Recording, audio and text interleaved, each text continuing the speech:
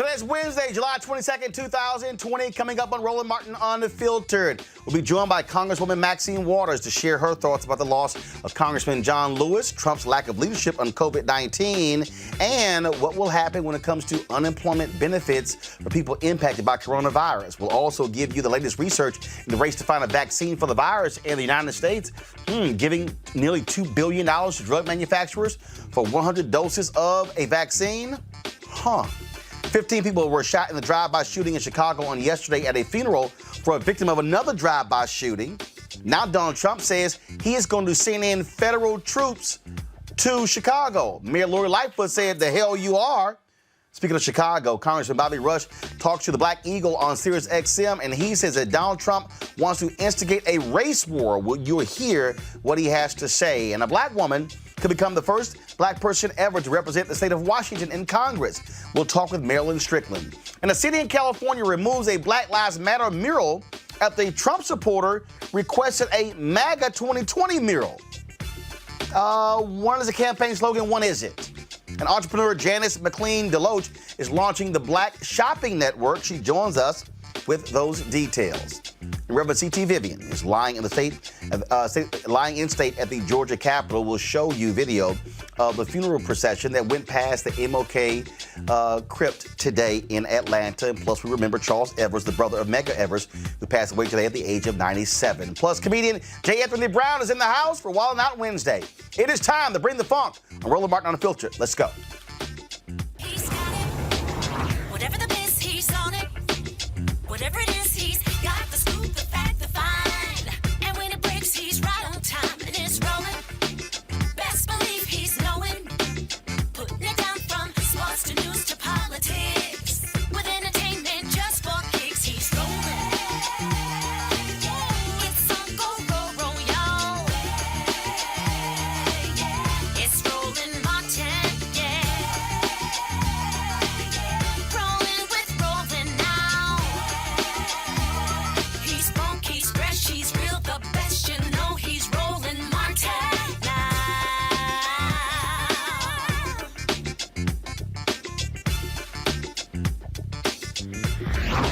Martin. Folks, today in Atlanta, Reverend C.T. Vivian, his body is at rest in the state capital of Georgia. His funeral will be tomorrow, 11 a.m. This is video here of a procession. Pull the audio up, please.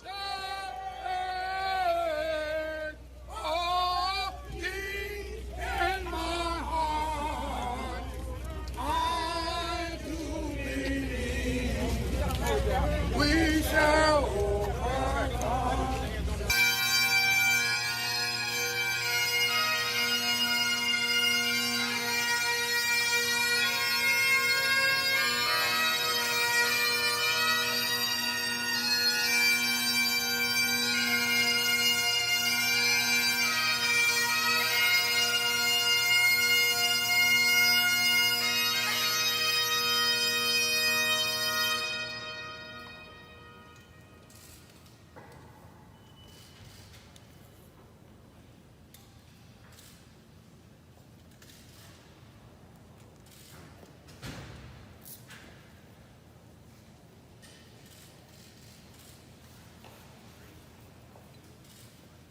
This also happened as his body was draped with the flag of the state of Georgia. The family broke out in song.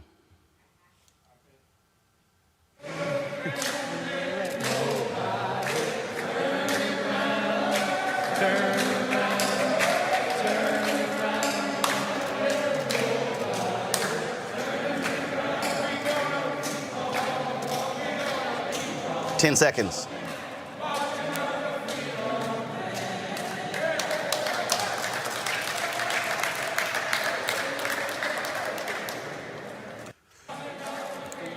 The funeral of C.T. Vivian will take place tomorrow at 11 a.m. We will live stream that funeral right here on Roland Martin Unfiltered. He passed away last Friday at the age of 95. The family of John Lewis announced that they were not going to release any details with regards to his funeral out of respect until after the funeral of Reverend Dr. C.T. Vivian. Members of Congress are still mourning the loss of Congressman John Lewis. We showed you yesterday the various tributes that took place on the House floor. We've had many CBC members who have been on talking about that and what he meant and really his impact on the members of Congress. I also had the opportunity to, I'm going to show you guys this in a second, Congresswoman Ayanna Pressley sent me this photo here. This is a photo that was placed in his seat there in the House of Representatives, there for Congressman John Lewis. Joining us right now from Capitol Hill is Congresswoman Maxine Waters of California. She, of course, served a number of years with Congressman John Lewis. Congresswoman Waters, glad to have you back on Roland Martin Unfiltered. Well, thank you so much, and I'm so pleased you invited me to be on today. And you're so thoughtful, and thank you for sharing with us those moments with C.T. Vivian, because he was a very, very integral part of the civil rights movement and worked right along with Dr. Martin Luther King and with John Lewis, a very gentle man. I'm so pleased that you gave time and attention to him also. When we talk about these two giants, Vivian passed away at 95, Lewis passed away at the 80, both in Atlanta, both on the same day.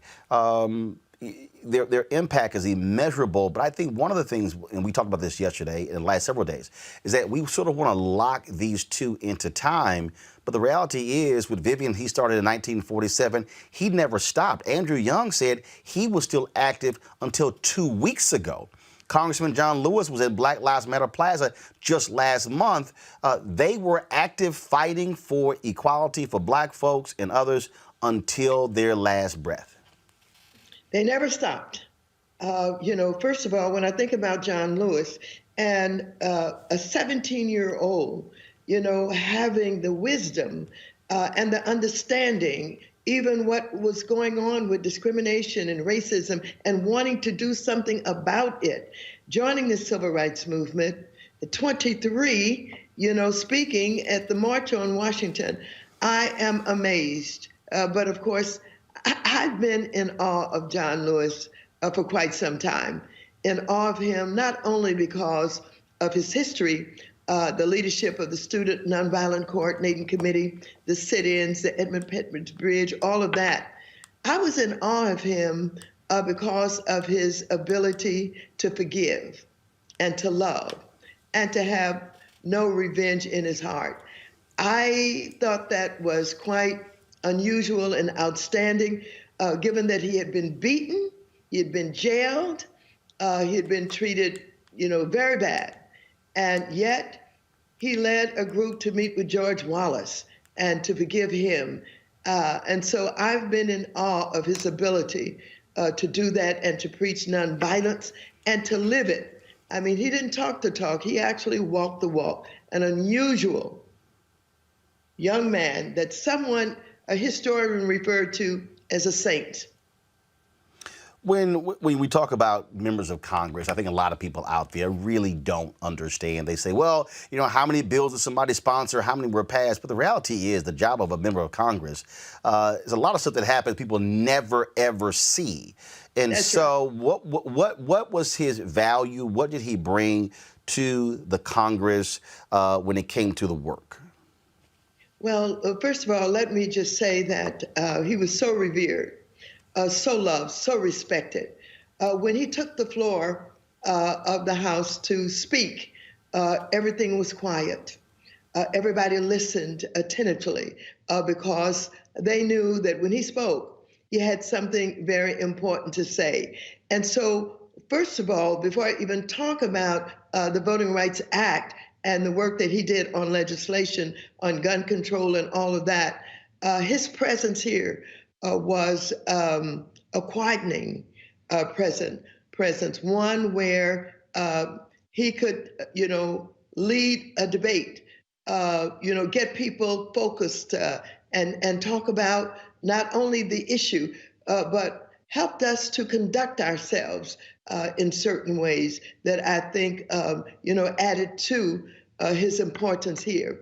Of course, he's going to be known for the Voting Rights Act and the fact that his bill is still on the desk of McConnell over in the Senate, where after the Supreme Court decision, where they literally changed Section 4, which of course caused Section 5 to no longer be operative, where we would be able to stop jurisdictions from changing laws and doing things that would impact voting in those jurisdictions. So not only was he important on public policy and was able to, give the history on certain pieces of legislation, to work, with his colleagues, to help guide the entire Congress, to provide leadership. He was someone that everyone respected. And when, things were rough inside our own caucus and there appeared to be division, he could bring us all together. Of course, when he led folks to sit down right there in the House to commandeer the stage, Congressman Jim Clyburn said that he thought that crystallized the moment that really united the Democratic Party and played a role in them winning so many seats in 2018 because it sort of galvanized the party as well. A lot of people were obviously shocked by that, and it was sort of weird when we played the video. There were people looking around like, well, I guess he gonna sit down. We better sit down. And he sort of challenged Democrats who, frankly, we don't really know. That's not how a member of Congress is supposed to act. These are non-black folks. Calls them to say, yeah, take a seat. This is what you do when you got to make a point. Well, the fact of the matter is the way that we are thought to conduct ourselves, talking about the gentlewoman and the gentleman and, all of that, no one would have expected that people who had never dreamed that they would sit down, that they would get on the floor, they did it. And of course, this changed a lot of individuals, members of Congress who had never experienced what it is to do a sit-in, to do a sleep-in, to do that kind of confrontation. And so I think Jim Clyburn may have had something when he talked about, the impact that it had on the election. We talk about what's happening right now, certainly, and I said this and you already mentioned it, I really right now don't want to hear anything from Mitch McConnell or any Republican talking about John Lewis when the issue that he cared most about voting, they've done nothing. They've done nothing. And, Roland, I have been to Selma practically every year since I've been elected, marching with John across the Edmund Pettus Bridge. And you'd be surprised at the Republicans, conservatives, who would come because they wanted to have the identification perhaps for that segment of their districts. It was a field trip for them, a field trip and a photo op. Yes, and they may have had 10, 9, 8, 7, 6, 5 or 10% of their districts were African Americans that they did nothing for except on Martin Luther King's birthday. And of course, the picture that they could take back to show that they were with John Lewis. And it always upset me. But again, I could not demonstrate it. I could not show it because John Lewis was the kind of human being that you certainly respected so much, and you did not want to do anything in his presence that would not be considered respectful. But he did not mind. He led the Faith in Politics group. They went into Montgomery. They went to the museum there, the Civil Rights Museum, and he brought them all over to Selma where they marched. But he was that kind of human being. He had love in his heart for everybody. He really believed in peace and certainly believed in nonviolence, and he lived it. We would talk about people who stay involved and active. You're one of those folks. Folks have been talking about you on social media when you pulled your car over to make sure that a brother was properly being taken care of by a police officer. Guys, go ahead and roll that video, please. Over. I stopped the brother, so I stopped to see what they were doing. Right. Oh, okay. So they say I'm in the wrong place, say they're going to give me a ticket. That's okay, as long as I watch them. Gotta do what they gotta All right. Take it they never gave you that ticket, huh? Well, they wrote the ticket and they asked me to sign it, and I refused to sign it. And they said, you must sign this because this is your promise to appear. I said, I'm not appearing anywhere, not signing any tickets. And they said, well, you could be arrested. I said, if that's what you think you need to do, that you have to do, then please go ahead and arrest me. They called out a captain. The captain came, and the captain basically said, Ms. Waters, well, you know you could be arrested. I said, yes, of course. And I've said to your officers, if that's what they have to do. And he just threw up his hands and told the officers, get rid of the ticket, bye. They needed to understand you were going to make sure nothing happened to that brother. Well, you know, Roland, I've been doing this for years, and I do it all the time. I mean, I don't ever talk about it. I just go, and I stand a respectable distance. I do not intervene, but I'm there watching, and the police know that I'm there. The deputies know that I'm there, and most of the time they let them go because eyes are upon them. But it's so important for us understanding that our young people are frightened. They don't know what to do, and I'm so worried that some of them may run and then they'll get shot.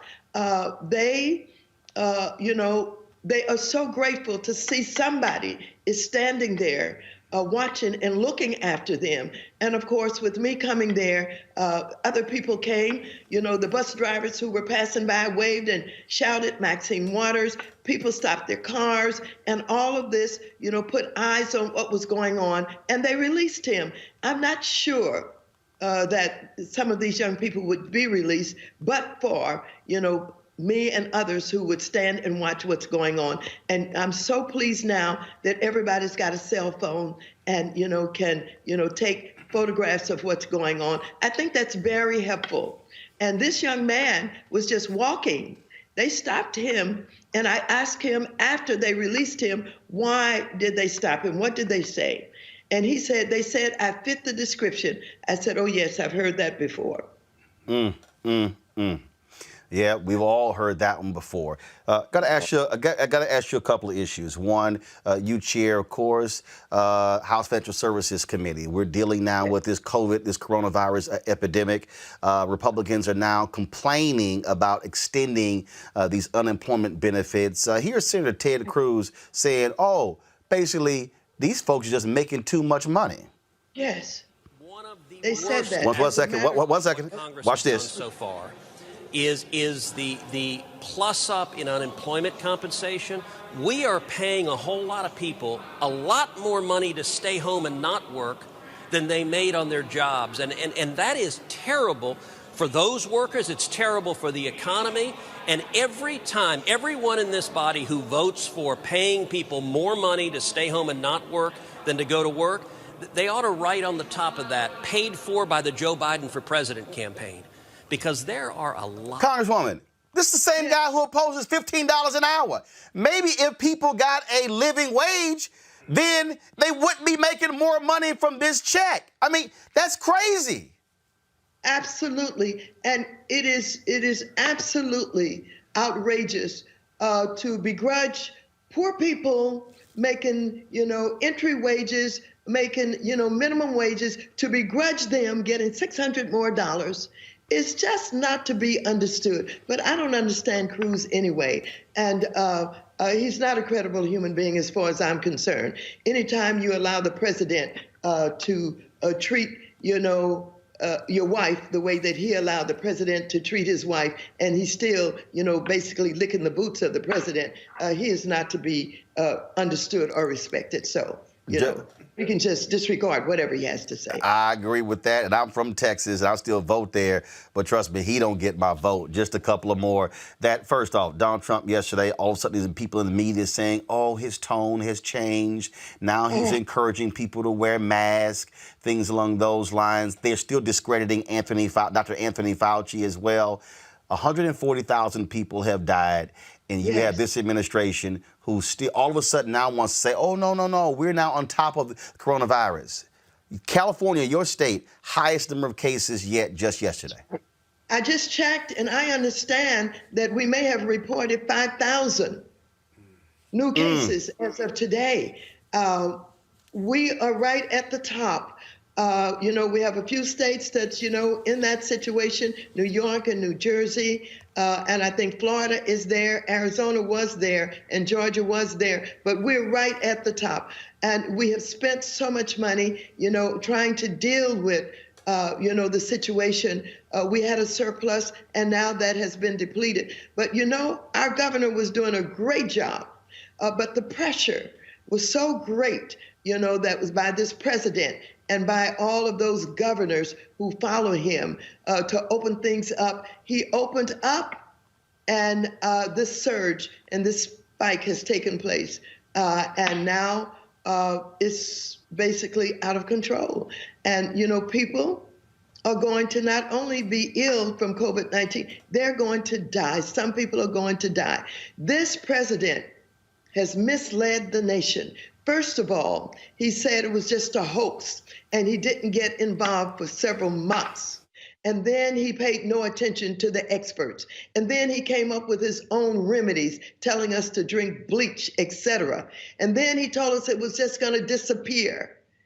And he has not been credible. He has not provided the leadership.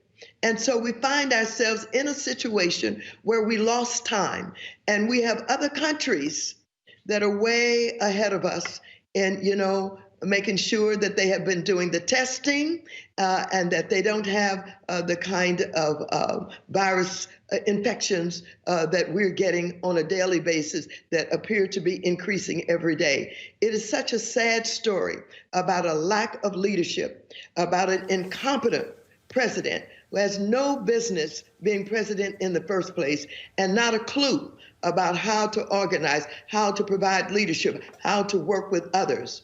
And that's why we find ourselves in the situation that we're in. We have the HEROES bill now, following the other bills that we have passed, the CARES Act and the supplemental to that, and it's sitting on the desk of McConnell, who refused to get started with the negotiations. We have a $3 trillion bill, and he's saying it should only be perhaps maybe about $1 trillion, which is a mistake. Not only are the rents coming due, some people have not paid their rents for 2 and 3 months now. And our federal eviction moratorium is over at the end of this month. And many cities and states who had moratoriums, that's all over with. These landlords, many of them, they have a mortgage. If they're going to keep their rental units, they've got to pay. And so I'm so worried that people are going to be evicted and put out on the street and increase the homelessness that we're experiencing in this country.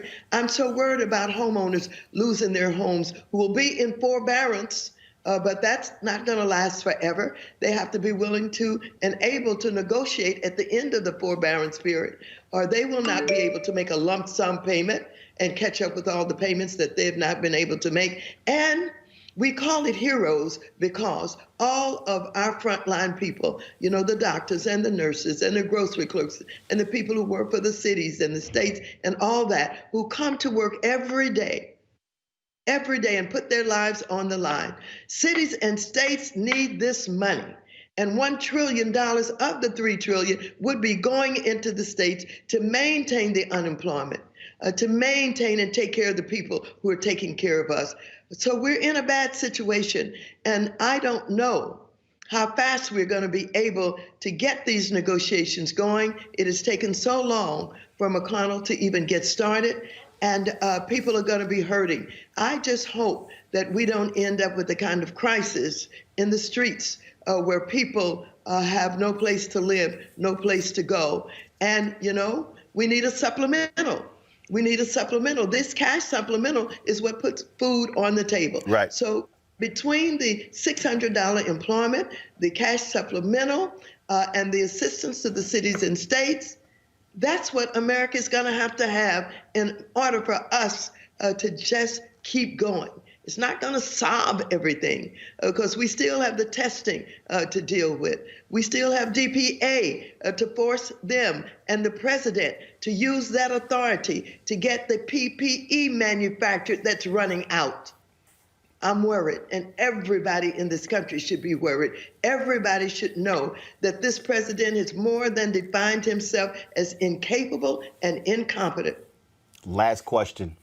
these troops, these federal agents, unidentified federal agents in Portland. Trump says he is now going to dispatch them across the country. Congressman Bobby Rush did an interview with Joe Madison saying Trump wants a race war. He is unleashing these individuals, snatching folks off the street.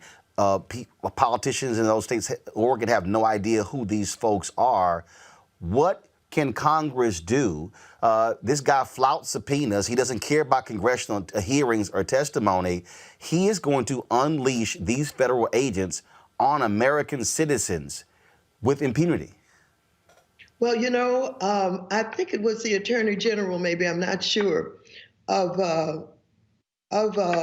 Oregon. Oregon, yeah. Who basically said that she thinks this is a dry run for what he is going to do. You're absolutely right. They are unidentified. They don't have their names. They have these strange uniforms. They're snatching people off the street, throwing them into unmarked cars. This is his military. This is what you see in dictatorships in third world countries, where, you know, the leader, the dictator, keeps his, you know, his military so that he can turn them on the people whenever he gets ready. And don't forget, this president has alluded to the fact that if he's not reelected, there may be a civil war. This is a dangerous man. And he's, instead of understanding that we have real problems that need to be addressed, dealing with these young people in some of our cities. He keeps talking about Chicago because of the unfortunate killings that they're having, where we need to have everything from, you know, more jobs, more counselors, more people assisting the families, where we're trying to deal with understanding what is driving the young people, with people going in, dealing with not only the individual, but seeing, you know, what's happening with the parents, what's happening with the mothers and fathers, what's happening with the ability for them to have health care, and whether or not we have some of these young people who are, you know, having mental problems. I mean, a lot of, you know, work that needs to be done, not going in with guns, talking about we're going in tough. We're going to take care of it. What he's doing is he's threatening to kill some people. And guess who those people are? They're us. It is a dangerous thing that he's talking about doing. The mayors didn't even know, and the state legislatures didn't even know he was coming into Portland. Didn't know he was coming there. He does not consult with them. This is an outrageous abuse of power. Congresswoman Maxine Waters, always a pleasure to have you on the show. We appreciate that you always take time for us to speak to our audience, and it's greatly appreciated. And thank you so much, and I appreciate you so very much. Thanks so much. You take care, be safe. And also, condolences on your sister. I know it was very difficult losing her coronavirus, so certainly condolences. Well, thank you so much. I appreciate that. Thanks a bunch. All right, folks, let's go to our panel. A. Scott Bolden, former chair of National Bar Association, PAC. Robert Patillo, executive director, Rainbow Push Coalition Peachtree Street Project. Teresa Lundy, principal founder, TML Communications. Scott, I'll start with you. You heard what the Congresswoman said there. We talked about a variety of things, but this announcement by Trump, he is sending these troops in, sending these federal agents in. These folks are unleashing terror across this country. We cannot ignore what is happening. And I dare say, if you thought Nixon and all of his stuff in '68, I said this on MSNBC this weekend, this is Nixon in '68 on steroids. Yeah, this is really strange, interesting, and scary. These federal troops, and they're unidentified, they're unannounced, they have unmarked cars, and it's like the military squads in third world countries. I think the attorney generals and as well as the governors of Illinois, or the governor of Illinois, needs to go to court or needs to figure out who these folks are in order to figure out whether they should be there or not and under what authority they are. But you can't do it unchecked. Now, having said that, Chicago's got to do something. The killing fields of Chicago have been there for 10 years or longer. It's always had a gang problem. But you have days where 20, 30, 40, 50 people are being shot, and the funeral where those 15 people were shot was gang-related. The person who died, who was at the funeral, was gang-related, and you still didn't have enough police to stop the drive-by. And so you got to do something. I got to tell you, I don't know why street gangs are legal. I mean, hate speech ain't never been free speech. I don't know why if you connote or your purpose is connoted with crime, why you can legally or rather legally operate. It makes no sense. And by the way, at some point, you're going to have to put federal or state troops there, shut down those high crime areas where the shootings are taking place, and put some money in there in regard to education, job training, jobs, and entrepreneurship, a combination. But you got to do something, because right now, they're not doing a very good job in Chicago. But here's the thing there, Teresa, when we talk about what's happening there in Chicago, we cannot ignore the reality of the fundamental problems with that Chicago Police Department. What you have in Chicago, look, I worked there for 6 years. Excuse me. If you let me finish, you will understand. I lived in Chicago for 6 years. And if you understand what happens there, you have a police department that is actually the biggest gang in Chicago. When you had a consent decree where when the Obama administration went in, where officers admitted freely using the N-word, talked about beating suspects. What they would also do, Teresa, they would pick up gang members or suspected gang members or people who were not even in gangs, drive them to areas where there was known gang activity and drop them off and make them escape saying, are you going to talk now? You're going to talk now. What you have is you have massive distrust between the community in Chicago, between communities and the Chicago Police Department. And, Teresa, last point, you have police officers who are still pissed off that they were held accountable in the case of Laquan McDonald, and they have purposely slowed down. They've said they've actually broken antennas on car dash cams, won't turn on body cameras. You have a police department that is in open revolt to accountability, and they're like, hey, if it happens, it's on them. Teresa, go ahead. Chicago is one of several major metropolitan cities that is going through this chaos that President Trump has created. I know our district attorney, our progressive district attorney, Larry Krasner, who's always under the gun for conservative politics and news media, he made a statement, fighting back against this unjust with the statement that President Trump made about federal agents coming into the city, arresting and kidnapping and assaulting by actually pressing charges. And I think that needs to be a downpour of a remake for every other district attorney to be doing, because again, we can't be going backwards. Going back, it's reminding me of a crime drama that we used to see on USA Network or something that was just so old that our parents used to watch, right? But this is real life right now. And this is not a movie. This is real life where lives are really hanging at the balance. And it just seems like, it's getting worse, because once we start getting into what this election season is actually coming this year, it's really worse that we just don't know what's going to happen next. So it's really up to our progressive district attorneys, our legislators to really, formulate some sort of plan and really look into that charter and those rules and regulations so they can figure out how to protect us from the federal government. Robert, on this point here, again, if you start talking about how Trump just unilaterally, I'm sending people in, first and foremost, let's just break this thing down there in Chicago. You have the Chicago Police Department. You have the Cook County Sheriff's Department. You have the Illinois State Police. You have massive law enforcement that is at your disposal to be able to have a plan, and then you can have the assistance from the federal government. But this is a guy who's not actually trying to work with the governor and the mayor to deal with it. He wants to actually drive a different conversation, and that's what you're having here. I can tell you, I was at one of the two meetings when he was president, in his first year when he met with media, and it was called, Rahm came in here, to Scott's point, Rahm came in here talking about education and economics. He's like, no, that's not the issue. Well, first of all, that is the issue, and that's also part of the deal here, Robert. Chicago's violence is not a new thing. It is a systemic thing that deals with a variety of factors, which include economics and education. Go ahead. All right, 3 points that I have to make. One, I was at the Capitol earlier for the CT Vivian visual. Of course, we send our thoughts and prayers to his family. We have to make sure that we follow in the model and the history and the legacy of Reverend Vivian and also John Lewis.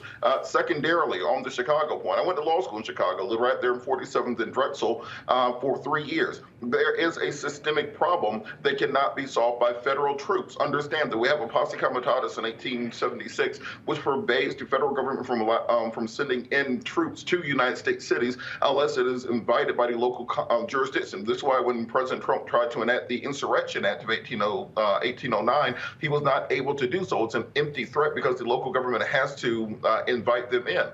So if you want, the reason that we have this current spike in shootings around the country is after the killing of George Floyd and the mass mobilizations, police departments around the country did mass sick-outs. They did the blue flu. They decided they were no longer going to patrol. They were no longer going to do their job. They made the finite decision that if we are not allowed to abuse people, then we will not do our job at all. This is why we're seeing this spike nationwide. It is the police unions allowing these things to happen. At that funeral where 14 people were shot, the police were informed beforehand that there was the potential for violence, and they were aware of it and did nothing because they know exactly what they are doing. So we have to hold them accountable for what they do.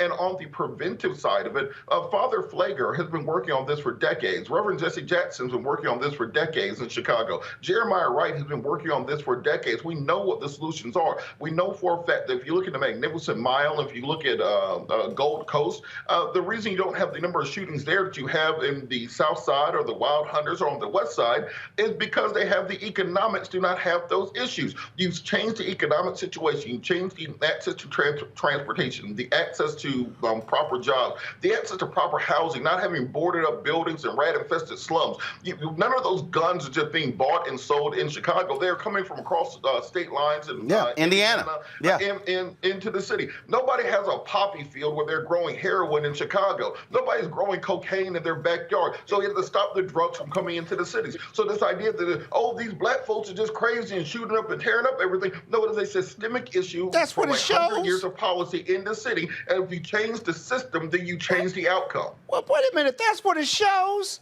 It shows black people shooting black people. And Father Flager and Jesse Jackson and you and our host right here, you all want to blame everybody, want to blame the police. No. The police are actually, not making gang members shoot each other. Oh, actually, okay? Shut Scott, them down, Scott, because everything you've tried in the last 20, 30 years has not worked. Scott, here's the How's that working for you all, blaming the police? Here's the point that you're missing. I'm not missing it. Actually, you are missing the point. Okay. They're in Chicago. They're in Chicago. They have had numerous examples of cops shaking down drug dealers. What does that have to do with gang members shooting gang members? Will you listen? They actually had they had a facility on Holman Street that basically was Chicago's Guantanamo Bay, where they would take, as the black site, as a lawyer, they would take people to that site. Then the family or someone would say, hey, my relative's been picked up. The lawyer would call Chicago Police Department. There's no record in the system that they actually exist. And the lawyer's going, wait a minute, this guy's been picked up. Where is he? We don't have him in the system. That's one example. Then you also had in Chicago, then you also had there, of course, John Burge and the beatings. What I'm saying is this here.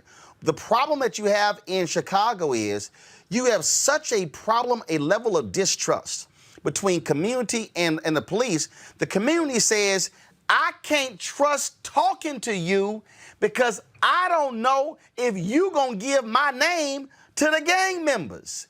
And so the problem is, and hold up, I'm not just done. One second. Everything you're saying is irrelevant. No, it's not irrelevant. And it is. When McCarthy came in to be the police commissioner, they said, oh, the hell no, we're not letting the outsider come in here. They fought every step of the way. Part of the problem is in order to get the violence under control, there has to be trust with the police department, and that police department is so corrupt, they do not want to do it. They openly have rebelled against Kim Foxx. They openly have rebelled against Lori Lightfoot, and that's what they are. And so that's part of the issue here. Gangs and the police who's the largest gang in Chicago. It may be, but I don't see the police officers putting guns in gangbangers' hands and them shooting each other and over turf war. Stop it. But if you, but Scott, if the Chicago cops won't police the areas, then you're not going to shut it down. Let me tell you why you're wrong. The police are there. They ride around, they get a call of a shooting. They go and they try to solve the crime. No, they don't. Hold on. Scott, you're actually wrong. I'm a former prosecutor. I've got ride-outs with the police all the time. Scott, listen, Scott, hold up. Scott, hold on, Scott. Have you lived in Chicago? Yes. How long you live in Chicago? I was born in Joliet, Illinois. I got you. No. Joliet ain't Chicago. Joliet is Joliet. See, right there. That's like saying I'm from Evanston. No. Here's the deal here. Let me tell you. But Scott, in Chicago, that's not what the cops are doing.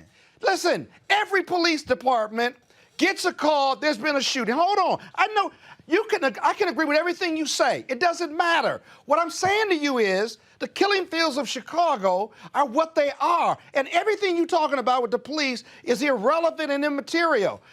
If gangs are getting guns and shooting each other, 25 people a day, all the corruption you're talking about can be true. I don't want to challenge that. What I'm saying to you is until you shut those gangs down and or bring in money to train them, job training, education, and all the other funding that's needed to give gang members an alternative to violence or the gang, they're going to continue. If this is not new, how's everything you talking about on Robert Patel? I didn't say it was new. Hold on. Scott, in fact, Robert and I both said it's not new. Robert, go ahead. It hasn't helped one bit. Robert, go ahead. Shut them down. Understand. Everything that you are saying was done in the late 90s and early 2000s in Chicago. And guess what it did? Those gangbangers from back then 20 years ago went to prison. Their children grew up in fatherless households. By the time those kids were 13, 14, 15, they were right back in the same damn gangs. It wasn't sustainable. You got to sustain it with money and resources. Beforehand. This is what we were talking about, a systemic issue. You are creating the exact same cycle. If you don't change the underlying conditions, you get blaming the exact the police same is not the answer. Chairs on the Titanic. You know, you and Scott, no one is blaming. No.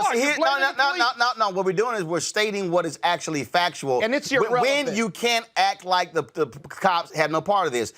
Look, bottom line is, Teresa, you're in Philadelphia. It's the same thing here. You can't divorce the lack of action, the lack of concern by police, deliberately slowing down, not really wanting to investigate crimes. Chicago has one of the lowest criminal clearance rates in the country. Why?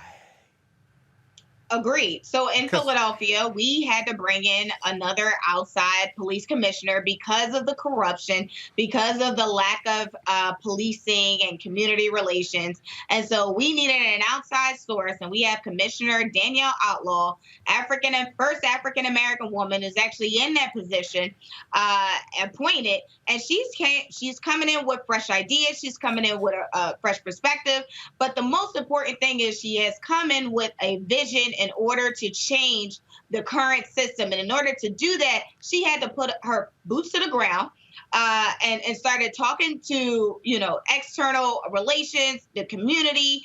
She was out there during the protests, but she's been doing a lot of in-house training. And also, I believe today it was that the Pennsylvania Legislative Black Caucus actually had a conversation about the police reforms.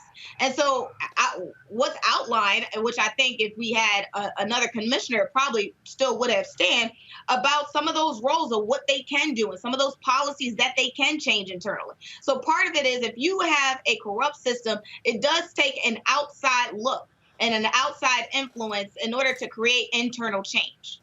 Again, if there was no police department in Chicago whatsoever, the killing fields of Chicago would continue. So your corruption arguments, while they may appear to be appealing, they aren't, because police solve crimes. They don't prevent them. At least most police departments. Actually, the killings would continue. No. Actually, you're wrong there. The reality is this, Scott. Police can prevent crimes.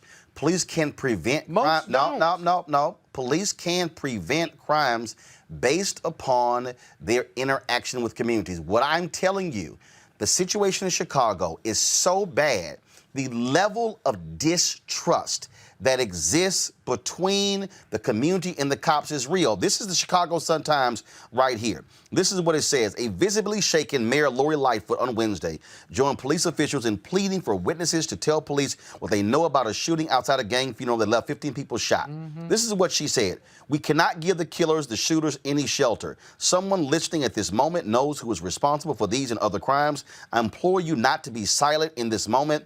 I recognize there is fear, but if we are silent, the violence will continue. This is our time to step up. We are the majority. We're the people who will change this narrative, but only if the silence is broken. Part of the silence, which we can't deny, is that community, they've said, we don't trust sharing the information with police because we know of cops who share it with gangs. That may be accurate. Doc, so if you in the neighborhood, you like, I don't trust them. How's all that working for you all? The killing fields continue. Why not go in and shut them down with federal or state troops? Shut down the high shooting areas, the high murder rate areas. Shut down the gangs until you can get a handle. Robert, final comment before I go to my coronavirus guest. Go. Look, Scott, the reason is because we know that doesn't work. You have to cure the problem at its roots. And look, understand, you have a police department in Chicago that just got done covering for the killers of Laquan McDonald. Then they spent a year going after Juicy Smollett, and then you found the police commissioner, Sloppy Eddie, passed out in his car. So why would you think that police department is about to prosecute these criminals, and instead of doing something, I said federal doing something about fixing the problem? And state troops. The Chicago Police Department has a fundamental problem, and that is folks don't trust them in this. No, I'm sorry. Let me correct that. White folks trust the police department. So, Roland, what's the answer? 1 second. What's the answer? No, the answer is one of the things you have to do is you have to bring in first of all, they have a new police chief there, and what you have to do is you have to simply say, we have got to get rid of a bunch of folks in this department who are not concerned about the community. They are concerned about protecting themselves. And that is going to require courage and looking the union in the eye and saying, if they do wrong, if they break those dash cam, those antennas, don't turn cameras on, and if they lie in reports, they're gone.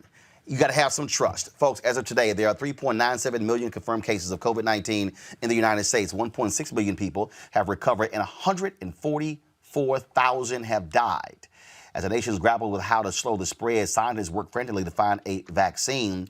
Today, the United States announced they are giving $1.95 billion to two companies for the purchase of 100 million vaccines. Joining us right now is Dr. Joseph L. Graves, Jr., Professor of Biological Sciences at North Carolina A&T University. Doc, glad to have you back on the show. What do you make of these companies saying they are seeing promising results of these vaccines and could have something by the end of the year? Do you believe it?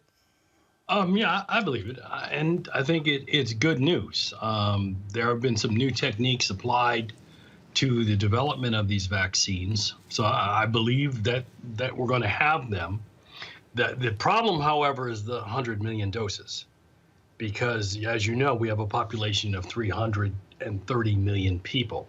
So 100 million doses are going to have to be administered as quickly as possible, and people are going to need to take the vaccine for us to begin to get a handle on reducing the transmission of COVID 2019.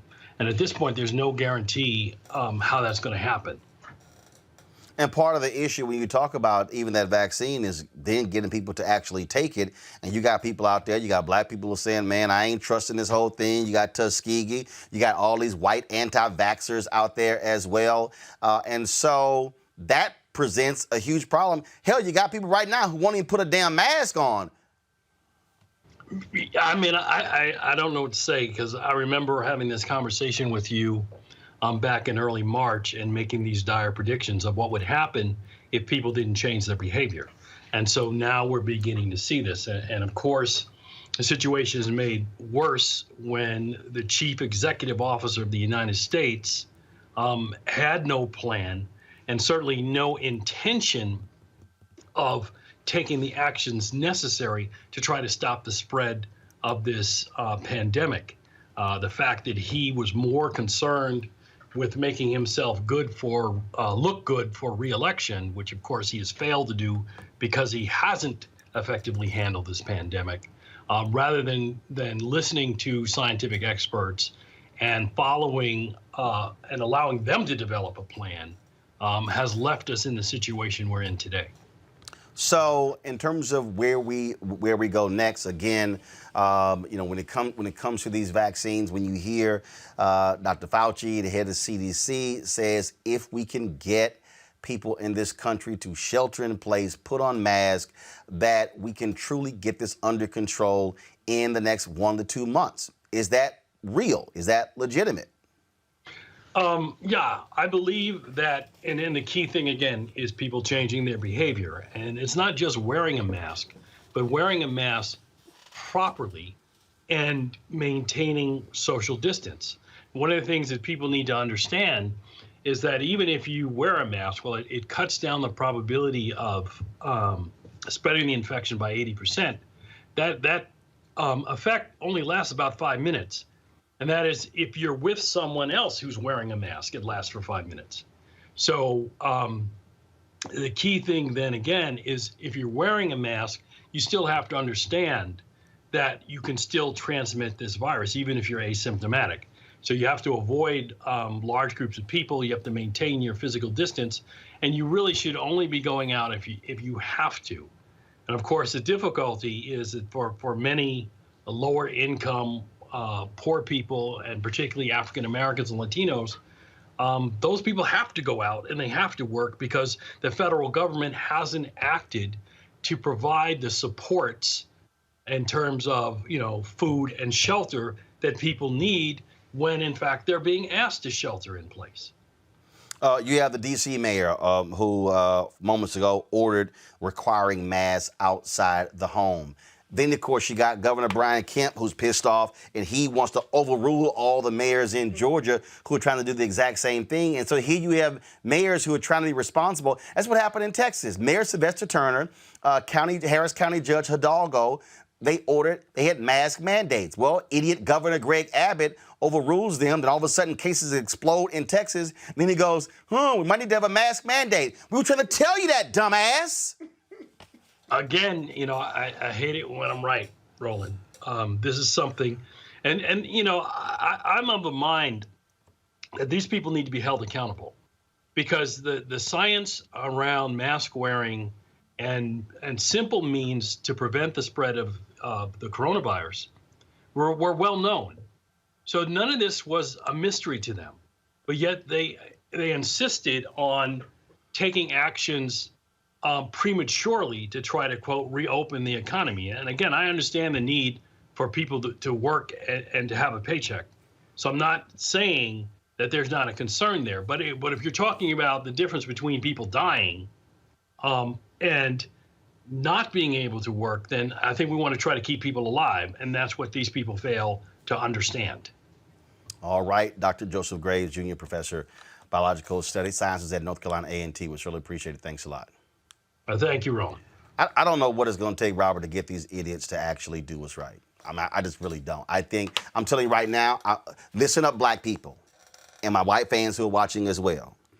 Okay? Right now in the Bahamas, they ain't accepting nobody from the United States. Mexico, nope, y'all can't come here. Europe, y'all can't come here. Okay? Donald Trump talks about a wall. The whole world is putting basically a blockade on the United States because we got too many stuck on stupid people in this country who don't know how to keep their asses at home, who don't know how to put on masks, don't know how to wash their hands and protect themselves. Here we are, Teresa, 5 months. 5 months after this thing really began to pick up steam, and we're still dealing with folks who just want to run their ass out there and go to restaurants and bars and be on the beach and swim as if the Spanish flu wasn't real. 500 million people were infected with the Spanish flu from 1918 to 1920. An estimated 17 to 50 million died. These fools act like that can't happen again. But we got 144,000 Americans who've already died. Yeah, I mean, look, and we got the archives to prove it because, Spanish flu allegedly, started here in Philadelphia. So It's bad. We can buy, and I keep going into supermarkets and CVS pharmacies and other small little bodegas, and I'm seeing the shelves empty of Clorox hand sanitizer, soap in itself, and yet it's like, okay, well, that's enough. And so, when we start reopening, and legislators are saying, hey, we're into these phases where it is time to reopen, we have to really start thinking about a conscious understanding of what the environment actually looks like. One, it's summer, right? So people are looking for, that freedom during their summertime break. But part of it is we have to be very aware that this is a pandemic under new leadership that doesn't seem like leadership really has this under control. So really the escalation on the trend of this pandemic has, with after 5 months has been trending in the direction that we don't want it to trend in. So, it's interesting, I saw some of the conversations that governors were having on TV. It was more so about we're going to reopen and we're not going to put any mandates on masks. We're just going to allow people to do what they know is best to do. And that's just not right. I mean, we have people who really just have a disregard for this pandemic and a disregard for their fellow neighbor. And so I live in an apartment complex. And so, even when we're going in the elevator, they're still doing 4 or 5 or more, and so it's issues like this when it's like, we can put in as many PSAs, we can educate the public about the seriousness of this, especially when we don't have the vaccine for it yet. But I think it really is a encompass of, the governors in order to really put a strict mandate that no person should be going to any establishment without a mask. Point, place, and period. And what has to happen, Scott, this has to be rigid. It has to be, and right, put up some new signs. No shirt, no shoes, no mask, no service. And if you stay your dumb ass out there yelling and screaming, trying to cuss personnel out, lock the damn door and stand there and yell. But the problem is you cannot change this when you've got these Republican governors who are, this is impacting our freedom. No, it's no, this shouldn't happen. And this also comes down to money. And this whole deal is, if you want to understand America, everything comes down to money. Oh, we can't do this. Right. This is going to kill the businesses. No, what's going to kill the businesses are a bunch of dead people who can no longer come to your business. Yeah. Roland, I'm starting to think that this is not fixable the way we're doing it. That it's too inconsistent with groups of people in different states. You have a lot of people who are honoring all of the rules, if you will. They're doing their masks, they're washing their hands, they're staying home. But you have a whole nother group of people who are undermining that by doing just the opposite. That's why the numbers keep going up and down. And so I'm starting to think maybe until we get a vaccine, we're just going to be in this altered state, if you will, that sometimes you think you can go out, you can't, you're going to have these fluctuating numbers, or we need to be thinking about a different approach. I've never been a big fan of what they call hoarding, if you will, or whatever they call that. Herding, not hoarding. Herding. I've never been a big fan of that because I think there are too many people, as I understand the concept, too many people in America to be able to do that effectively.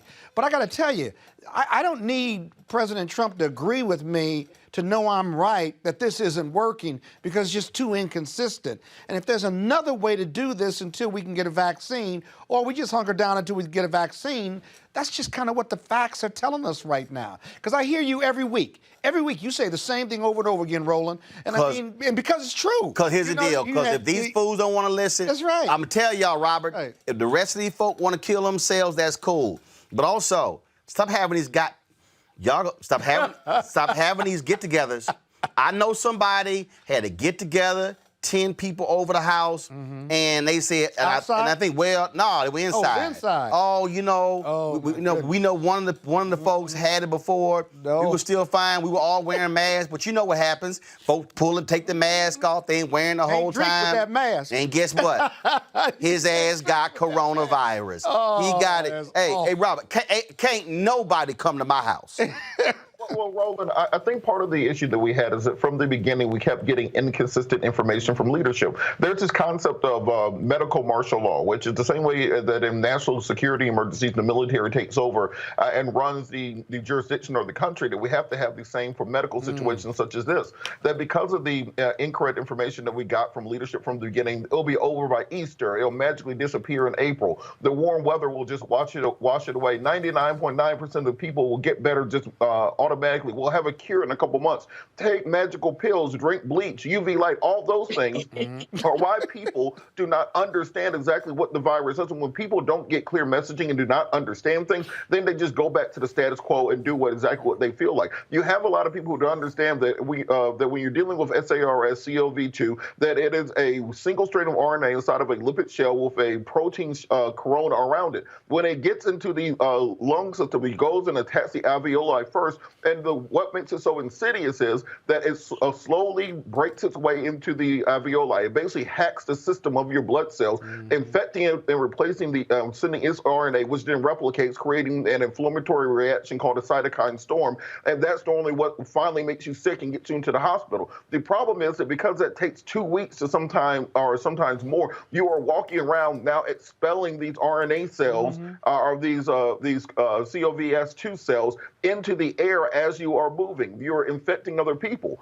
And that is what, if you just immediately fell into dust the minute you got it, then this would have been over in 2 weeks. But because it is so slowly interacting with individuals, because it so slowly infects them, and because the mortality rate is considered to be low, people think they can just walk around as normal and that nothing will happen to them.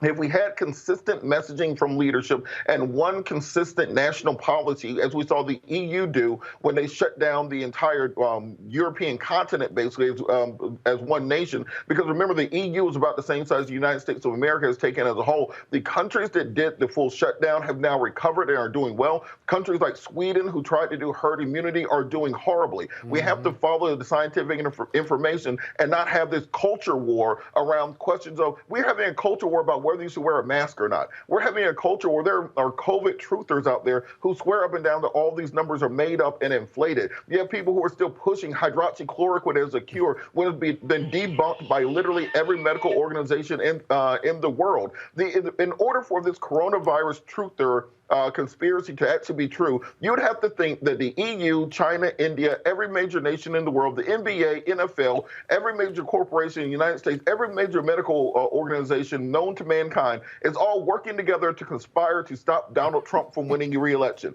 That is what it takes for these conspiracy theories to be true, but you still have people pushing those, and that disinformation is what's hurting us. And these Republican governors are so stupid, are so dumb. Brian Kemp, Ron DeSantis, Greg Abbott, that they are so hell-bent on not disagreeing with Donald Trump that they will literally kill people in their state because of their awful leadership. That is a fundamental problem. Got to go to a break. When we come back, we're going to talk to a sister who's running for Congress from the state of Washington to become the first African-American to ever represent that state in Congress. You also hear the audio of Congressman Bobby Rush saying Donald Trump flat out wants to have a race war. Did Joe Biden actually say Donald Trump is America's first racist president? Yeah, Joe, that's not a good one. And Anthony Brown is here for Wild 'N Out Wednesday. All right, folks, we got all of that coming up on Roland Martin Unfiltered. The COVID-19 death toll now more than 141,000. 1,000 new deaths reported overnight. It is what it is. 40 million people have lost their jobs in 10 weeks. It is what it is. Masked and camouflaged federal agents detaining peaceful protesters. It is what it is. The British socialite is accused of conspiring with Epstein to sexually abuse minors. I wish her well. Whatever it is, I just wish her well, frankly. Can you imagine standing up when you're a president saying, it's not my responsibility? I take no responsibility. It's not, I mean, literally. Literally. Those words didn't come out of our mouths while we were in office. I don't understand his inability to get a sense of what people are going through. He just can't relate in any way. Well, and one of the things that I have always known about you, Joe. It's the reason why I wanted you to be my vice president and the reason why you were so effective. And it all starts with being able to relate. If you can sit down with a family and see your own family in them and the struggles that you've gone through or your parents went through or your kids are going through, if you can connect those struggles to somebody else's struggles, then you're going to work hard for them. And that's always what's motivated you to get into public service.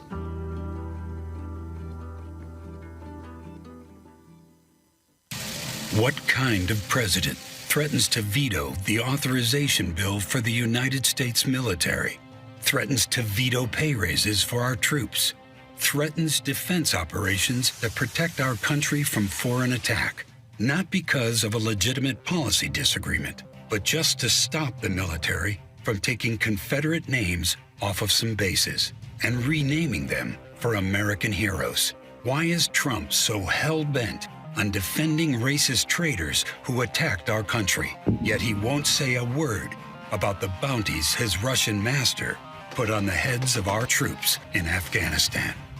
No president has ever sold out our troops the way this one does.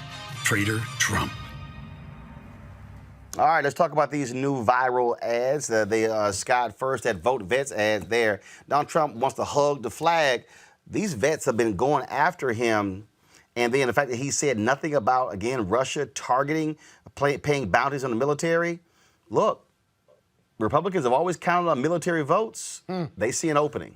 Yeah, the Lincoln ad or the Lincoln Project was one of those ads, and then the military piece. You know, it just shows the complexity or the numerous spaces, political spaces upon which Donald Trump is failing America and even failing his Republican constituents, at least not that 40%, but the moderate Republicans or the Bush or even the Reagan Republicans and stuff. And I think those ads are more effective than the Democratic ads that I've seen. Democrats need to hire the Lincoln, the people who do the Lincoln ads, if you ask me. I mean, it's just powerful. Teresa, I have absolutely no idea what the hell the Democratic Party is doing. I mean, I literally, look, we've had, this is real. We've had a number of these segments. So we've turned this into a whole segment, these anti-Trump viral videos that we've placed online. I think we've only run one or two that's come from a Democratic group. What are they doing? And all they have is that wolves thing that they... Teresa, what are they doing? I had a whole pause because I am so irritated right now with the Democratic Party as it relates to how they are getting their message out. It's more, I feel like they're in defense mode. And, it's like miscellaneous items that are kind of going up for talking points and, more so Biden's face. But we're not seeing any, like you said, Roland, some of that real content where it really combats Donald Trump on everything that he's saying. I mean, there is content for days since he got into office. And that's why I'm just really struggling with the fact that there's not a media agency that is strictly behind. It's not like they don't have the funds to do it. And since we're likely not having a convention, all that money that was going to be going to a venue could go into these ads, or could it go into, other media agencies, digital platforms like yourself, in order to get the word out and let them know, hey, this election matters, and this is the reason why. But give people talking points so when they come across a Donald Trump supporter, a Kanye West supporter in some states if he gets on the ballot, then it brings an opportunity for those talking points about, Joe Biden versus the one that Trump is bringing to the table. Robert, I run Don Winslow's ads. I run the Lincoln Project. I'll run Vote Vets. I'm like, Democrats, do y'all not know how to put together hard-hitting ads? There's a lot of material. Roland, look, you have to remember the Democratic Party has been dysfunctional for 20 years. We think that because Barack Obama won twice, that somehow that absolved this party. He was a singular figure who was able to rise above the dysfunction of the Democratic Party establishment as it lies. Remember, Republicans have only won the popular vote one time since 1988. In 2004 is the only time since 1988 the Republicans have won the popular vote. But yet and still, for the majority of this century, they have been in charge of politics in this country. Right now, there's this existential conversation with the Democratic Party about direction. Are we going the Bernie direction? Are we trying to still appeal to moderates? Are we trying to work towards more diversity and racial reconciliation? And because of that, they're running scared. There's no fundamental principles to the party. There's no clear thing that they are willing to run on because they're simply trying to win by default and not offend anybody. So while these ads may appeal to certain swing Republicans, right now there are no swing Republicans left. We have been a 51-49 nation since Bush v. Gore. So what Democrats need to be doing is beating the Bushes to motivate their base, get young people turned out to vote, get more African Americans and minorities turned out to vote. Get more women motivated to turn out and vote. And unless you're presenting a positive message, negative ads against Trump can hold steady. They can steady the ship. But until you're putting forth that actual policy agenda that's going to get people excited to get out there and vote, the same way the MAGA crowd is excited for Trump, then there's no way to overcome that. Trump is an unpollable number. No matter what the polls say, you can throw all of them out the window. You have to run as if you're 10 points down the entire time. I don't see Democrats doing that right now. That's the case. All right, folks. Tacoma's former two-term mayor and city council member. Before that is running to become Washington State's first black representative in Congress. Marilyn Strickland joins me now to talk about her campaign. Marilyn, welcome to the show. Well, thank you for having me here, Roland. How are you? Doing great. So first and foremost, when it comes to this Congress, what do you want to do? What do you want to bring? So, before COVID, we didn't imagine that in July we would be in the middle of a public health crisis, an economic crisis, and dealing with social unrest based on racism and inequity. And here we are. Now, when I think about my agenda before COVID, it was really about having people's basic needs met. And I tell the story of growing up in a military family. We lived in a modest home in South Tacoma, and we had a roof over our head. We had food on our table. We had access to health care at Madigan Army Medical Center. And we knew that after serving in the Army for 20 years, my father would retire comfortably. That is not true for so many people today. And so I think about what I want to do. It's the things that are right in front of us. We have a public health crisis. And I was listening to the conversation while I was in the green room here online waiting for you. And we just talked about the complete lack of leadership at the top of this country regarding how we handled COVID. And I look at how other countries did it. They said everyone's going to mask up. We're going to do testing. Everyone's going to stay home. We're going to contact trace, and they got it under control. And here we are with the 50-state strategy going every which way, and this is why we're still in the middle of this pandemic. And so I think about the public health crisis, Roland. I think about the fact that people are losing their jobs because of COVID, and now they don't have any health insurance. So what are we doing to the healthcare system to get people back on it, or at least giving them some kind of cash relief so that they can purchase insurance on the market that's affordable? And then finally, Roland, I just talk about economic opportunity. Small businesses are the backbone of this economy, and we know that a lot of minority and women-owned businesses have been left out of these PPP relief funds. And so it's about shoring up our economy, putting health first, looking at science, testing people, manufacturing equipment here at home, and then doing what we can to stabilize this nation. One of the issues, though, let's say you get elected, Democrats control the House, and then let's say Joe Biden wins. Republicans have run up such a massive debt in this country. This is what's going to happen. All of a sudden, the Freedom Caucus is going to rediscover their inner fiscal conservative voice.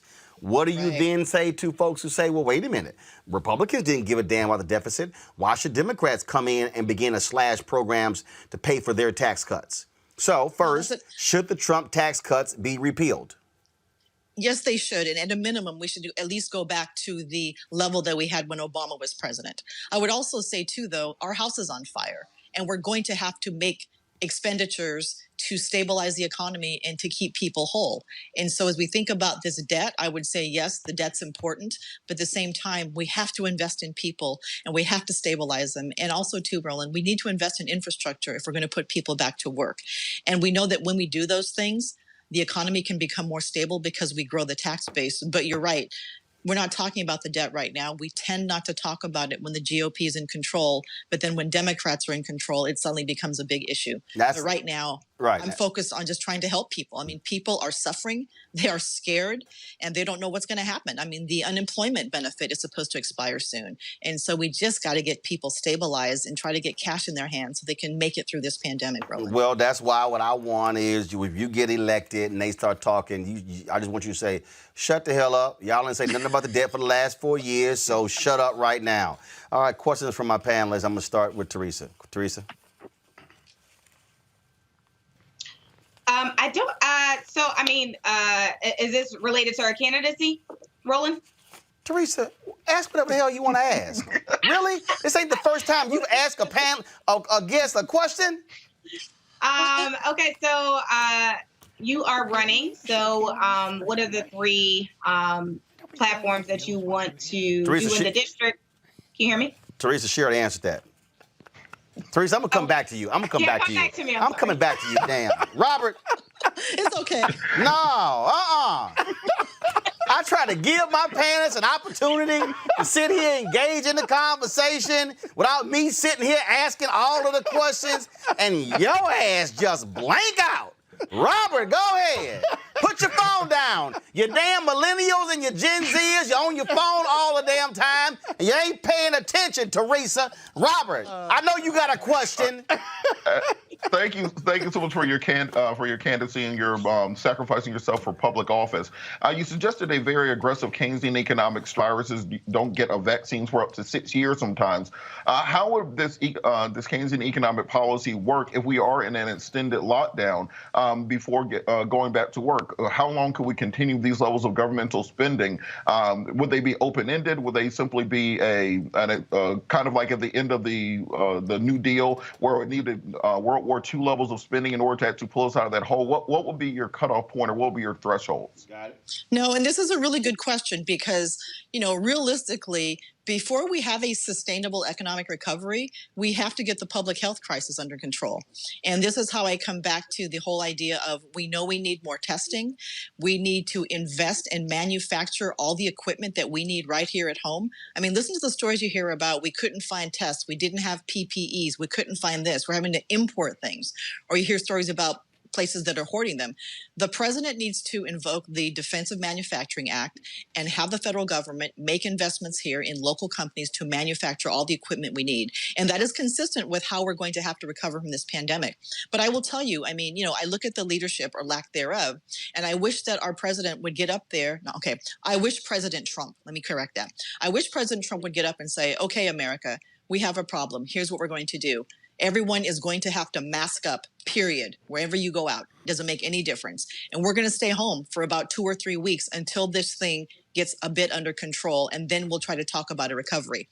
And so I think what I'm trying to say is the public health crisis has to be dealt with. At the same time, we're trying to get some manufacturing happening, and then we'll be able to have a full economic recovery. But it's going to take a while. And I worry that this pandemic is going to drag on. And in your previous conversation, when you all were talking, you talked about, is herd immunity going to be something that we do? How do we know what's going to happen after flu season when a bunch of people are going to think they have coronavirus and they show up in the emergency room and the hospitals are overwhelmed? And so much of this really is about following science, using information that we know we have, using contact tracing so that if people have been around someone who had COVID, let's get them into a facility and get tested. I mean, look at what South Korea did. And they had to go through the SARS event. So because they had a system set up with SARS, when COVID came along, they just handled it. And so are we going to have the ability as a country to have leadership and the will to stay our behinds at home like we're supposed to get this under control? I don't know if I answered your question or not. Scott. Yeah, Ms. Strickland, this is A. Scott Bolden. I want to follow up on one of your statements. You didn't give your whole government name. Just ask your question. I didn't know there were strictures on how I could. I said, Scott, you ain't got to get a name. Go on, man. We ain't got all day. Come on. She may not have heard you. Come on, man. In any event, how do you? I'm follow up on one of your answers earlier with Roland Martin.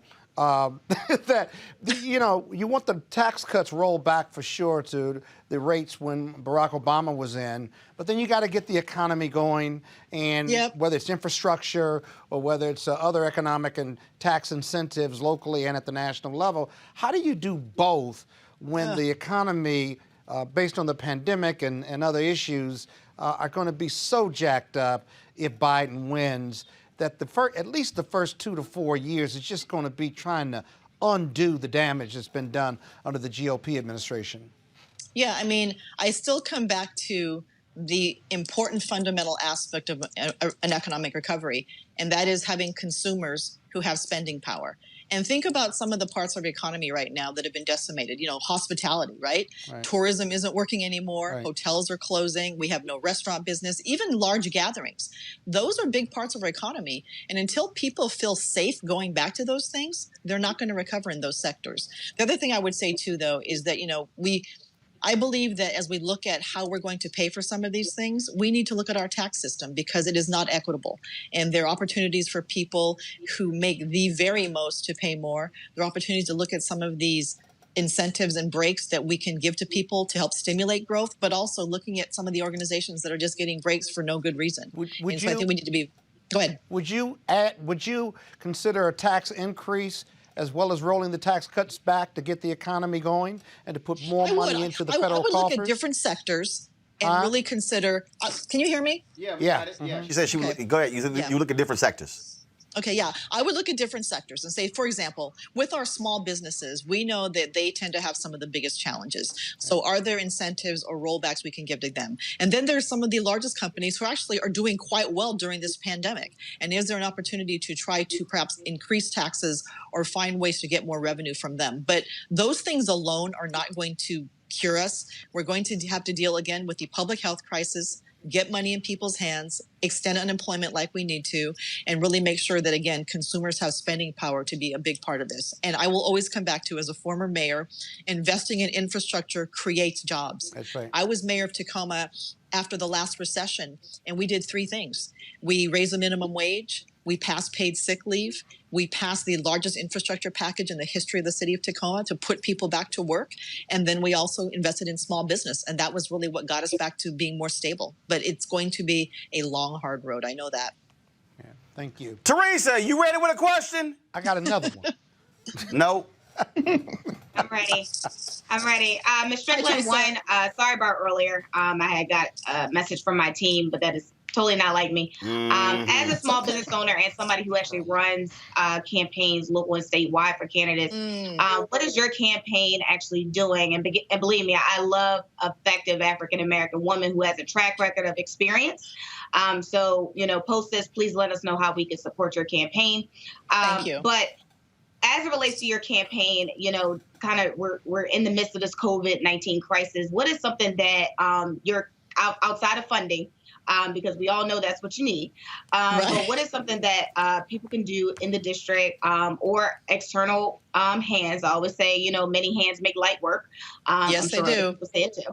But as it relates to on the ground, grassroots digital campaigns, what is something that people can do, after hearing you on Roland's platform and other platforms that you've done, so we can get involved, stay engaged, and make sure someone like you gets in and stays into office? No, well, thank you for that. So I think the first thing you can do is follow me on social media. So I'm on Instagram, I'm on Twitter, I'm on Facebook, Marilyn for Congress, Strickland for Washington. So we're there. And then the thing that's really important right now at this stage of the campaign, and let me tell you where we are. So in Washington State, it's all mail-in voting, and ballots drop a few days. It's all by mail here in Washington State. With that said, we're at that stage now where people are making phone calls and reaching out to voters, either through text messaging or through old school telephone calls. And so you can do that from anywhere in the country. So if you're interested in volunteering to help us get our message out and to reach voters, that will be much appreciated. And yes, we know the money matters because that's how we get our TV ads up. It's how we do digital. It's how we do all the other things we know that are traditional ways to reach people. But this is also a conversation about reaching out to voters, talking to them, and telling them about my candidacy and why they should vote for me. So if you want to participate as a volunteer via text messaging and telephones, we have plenty of room for that. And you can contact our campaign through stricklandforwashington.com, and we will hook you up. All right, then. Marilyn Strickland, we certainly appreciate it. Thank you so very much for being with us. Good luck. Thank you for having me. It was nice to see all of you. All right. Good luck on August 4th. All right, folks, got to go to a break. We come back.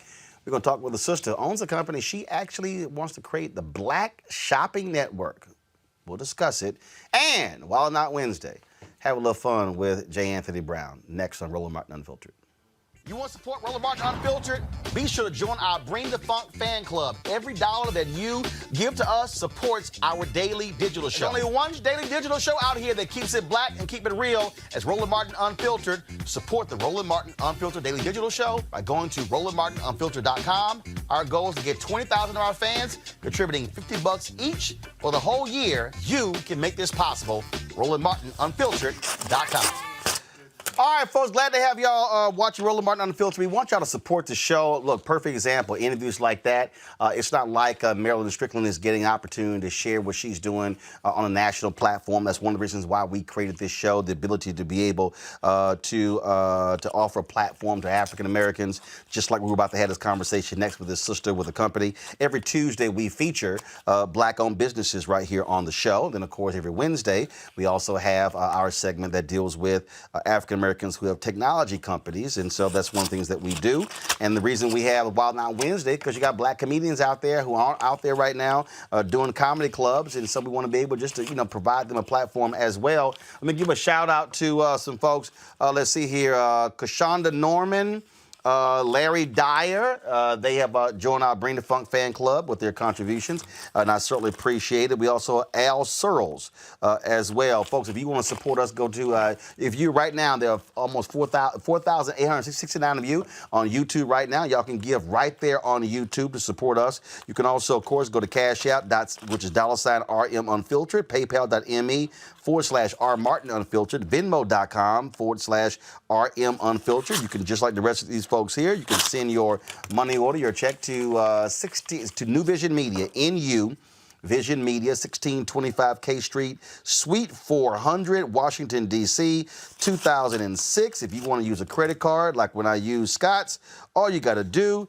is go to Roland Martin Unfiltered, and what you can do is you can use the Square app to use a credit card. And so we appreciate everybody who has contributed, who's joined our fan club. We're closing in on 10,000. Our goal by the end of the year is to have 20,000 of our fans contributing an average of $50 each, which is $4.19 a month, 13 cents a day. That means that we can stay on, we can add new features, we can be completely independent, to be able to bring you the kind of news and information that you want and that you need. We have tremendous growth over the last several months. We're closing in on right now. So here's the deal. A lot of y'all watching on YouTube right now, y'all actually not subscribers. We want y'all to click the subscriber button. We have right now 586,125 subscribers. We passed 500,000 on June 4th. We're closing in on 600,000. And so all you got to do is subscribe to our YouTube channel. And what you do is you click notification button. So every time we go live, when we have a live special, we're covering a protest, we have a conference, we have a speech, a summit, then you instantly it will pop up on your phone when we are live. And so that's why we created this platform. Somebody also tweeted, why am I wearing this shirt? I want to show some love to Hank Aaron, of course, one of our greats. When I was honored with the Hank Aaron Award, he actually, this was a jersey they gave me, and then of course they had on the back, they told us we could pick our number. I know this is going to hurt Scott's feelings, but I had to go ahead and put 06 on the back of my jersey. Just so you understand, Scott, I know everybody couldn't be an alpha, but you had to go to some little youth group. That's what Kappas are. And Hank Aaron also signed this. And so, yes, he actually has Hank Aaron's autograph. Scott was a hater when I walked in. He was like, man, you ain't got no Hank Aaron signed jersey. I said, yeah, I don't have it hanging up. I'm wearing it. I'm trying to get over that youth company or at the youth group. Said. All right, y'all. So support us in what we do. And so shout out to the great Hank Aaron. I just want to show him some love today. That's why I'm wearing the jersey. The only time y'all ever see me wearing a non-Astros jersey, if I'm Hank Aaron, Jackie Robinson, and then I think I got a Roberto Clemente. That's it. I don't wear other people's stuff.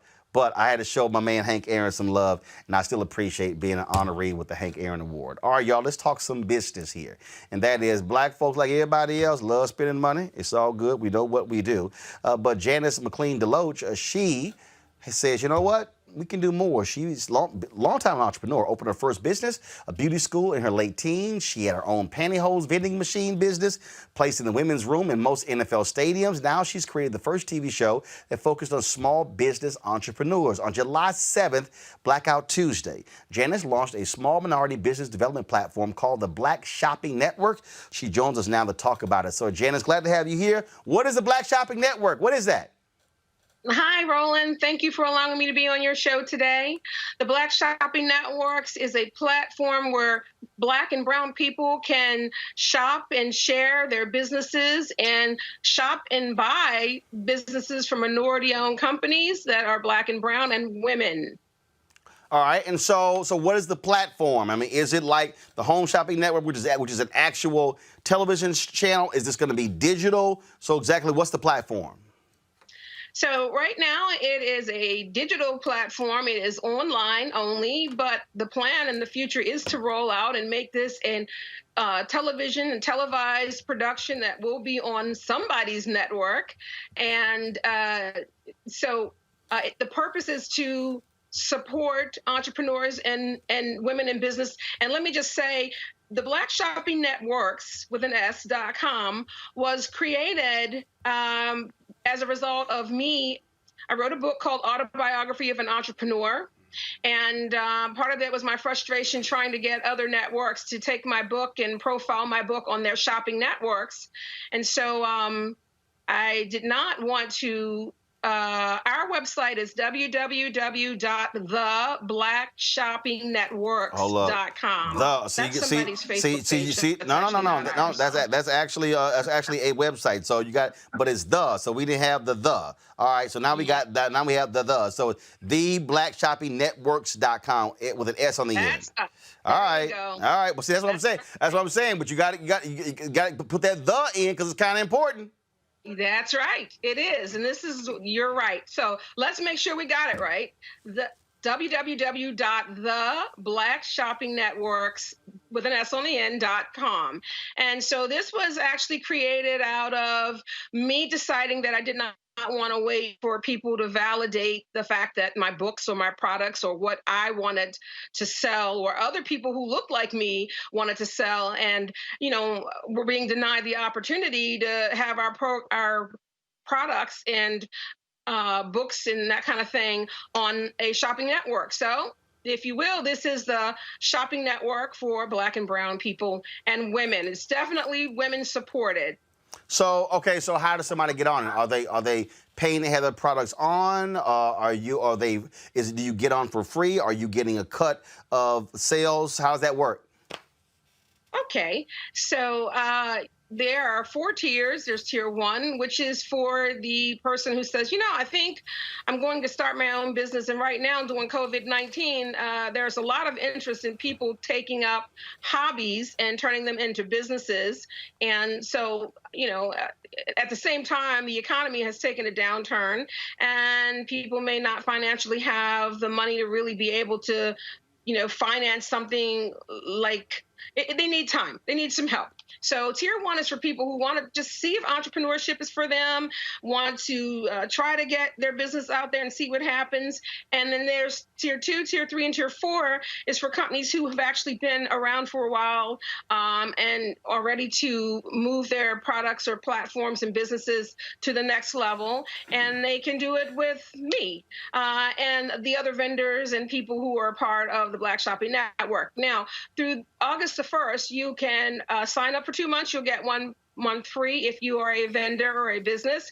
And if you are a shopper and you sign up from now through August the 1st, we will actually give you a digital coin. And when I say we, there's a team of people that are working with me to pull this together. So thank you to you guys. You all know who you are, and I'm so grateful to have your help, and thank you. So through August the 1st, if you sign up as a shopper, you will receive a digital coin in your digital wallet online to be able to shop the merchants that have signed up. And so far, we've had quite a few interesting companies sign up, and interestingly enough, they are all women.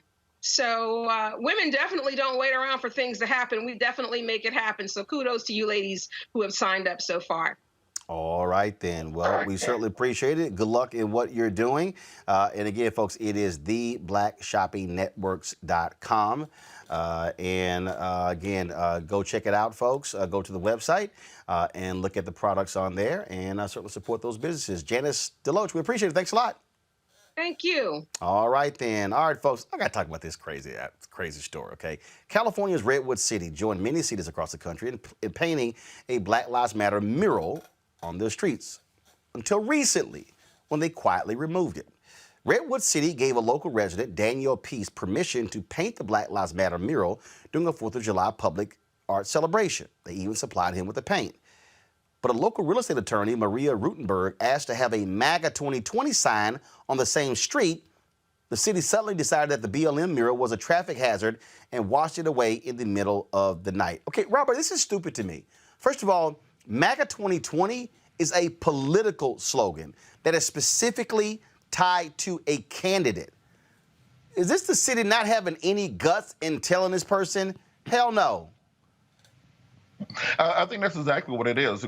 Clearly, if this was a legal matter that went to court, because Black Lives Matter is not a political slogan, because it is a consciousness movement, they would have good standing to win, but they're trying to avoid the lawsuit, trying to avoid the fees that would be associated with trying to fight this in court, and trying to split the baby down the middle to not make anyone upset. That's the point about having actual political courage. It means you have to be able to withstand the blows that come against it. Everybody can do what's popular. Everybody can do what's easy. It takes people with real courage and conviction to not just do what's symbolic, but stand behind it. So I think what the city can do, if they really want to have an effect on this, instead of just writing it on the streets, institute some real policies that support the agenda of Black Lives Matter. So institute some real procurement that helps Black people get them through city contracting. Hire more African Americans to work in City Hall and hire more African Americans for city employment. Then you don't have to worry about what's written on the street because you would have to actually have lived out that purpose instead of simply buying into a slogan.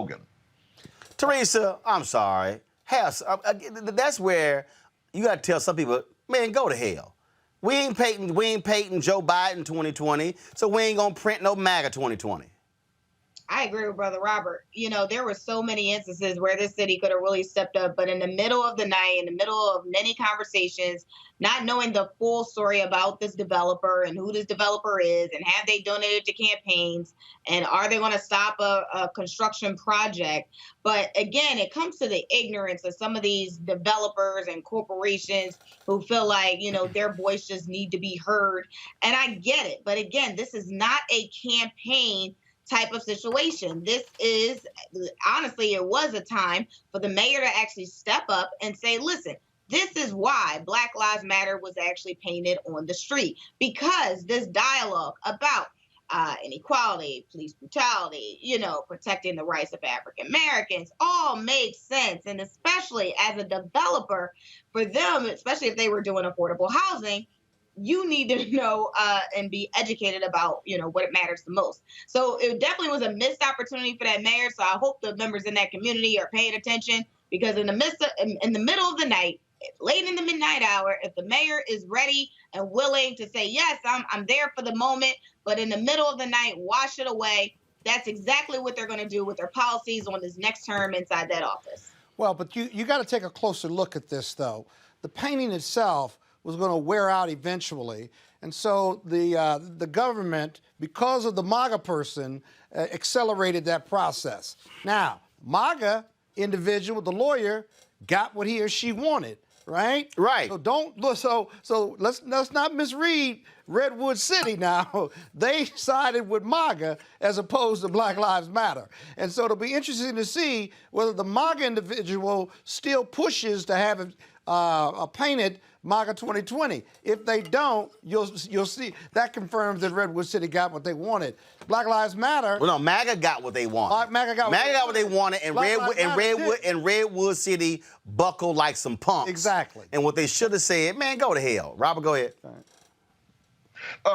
Just exactly to Scott's point that when you cave into these things, it shows what the real morals and values of that city are. So I think this would be a perfect time for activists in that area to push for real systemic change. If you want to change, if you don't want this written on the street, which guess what? None of us were asking for y'all to write Black Lives Matter on the street. Nobody was marching and protesting and rioting for you to decorate the city. You can fly all the flags and all the banners that you want, but if you're not putting in actual systemic changes in the way that you police Black communities and gentrification and redevelopment and redlining and in every other aspect of the community that actually needs to be fixed, you can keep, like, look, guess what? If you can fix your police department and fix your minority contracting, fixing your procurement, right wherever the hell you want on the street, that's what people are actually protesting for, not to have decoration.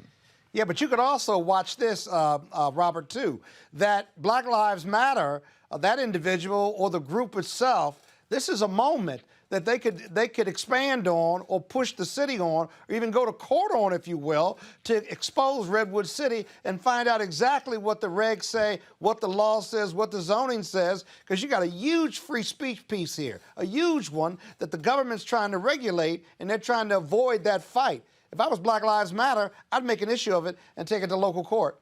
Scared asses. That's what they are. Just flat out scared, okay, just weak. All right, folks, we do have an in memoriam to share with you, folks. Another civil rights icon has passed. This is Charles Evers, the brother of Medgar Evers. He's died at the age of 97. Evers became the first Black mayor of a Mississippi town or city since Reconstruction when he was elected mayor of Fayette in 1969. In his 1971 autobiography, Evers said he was a gun-toting bootlegger, a numbers runner, and a pimp in Chicago before coming back to Mississippi after his brother was assassinated in June of 1963. He came back and assumed the role of state NAACP field secretary, the position his late brother held. He died surrounded by family at his Rankin County home. And so Charles Evers died at the age of 97. All right, folks. Let me just thank everybody for being here. Scott, Teresa, and Robert. Teresa, you going leave her alone. Nah, hell no. Leave her alone. Yeah, Teresa. What? What? Don't back down. Don't apologize. Again, I promise. Yeah, okay. All right. Yeah, I'm sure it's not going to happen again. Scott, I'm done with you, too. So, Robert, appreciate it. Thank you so very much. Thank you, Roland. Robert, tell the folks, I wish I could be there in Georgia, but for the funeral of C.T. Vivian. And I have not made a decision if I'm even going to go to John Lewis's funeral.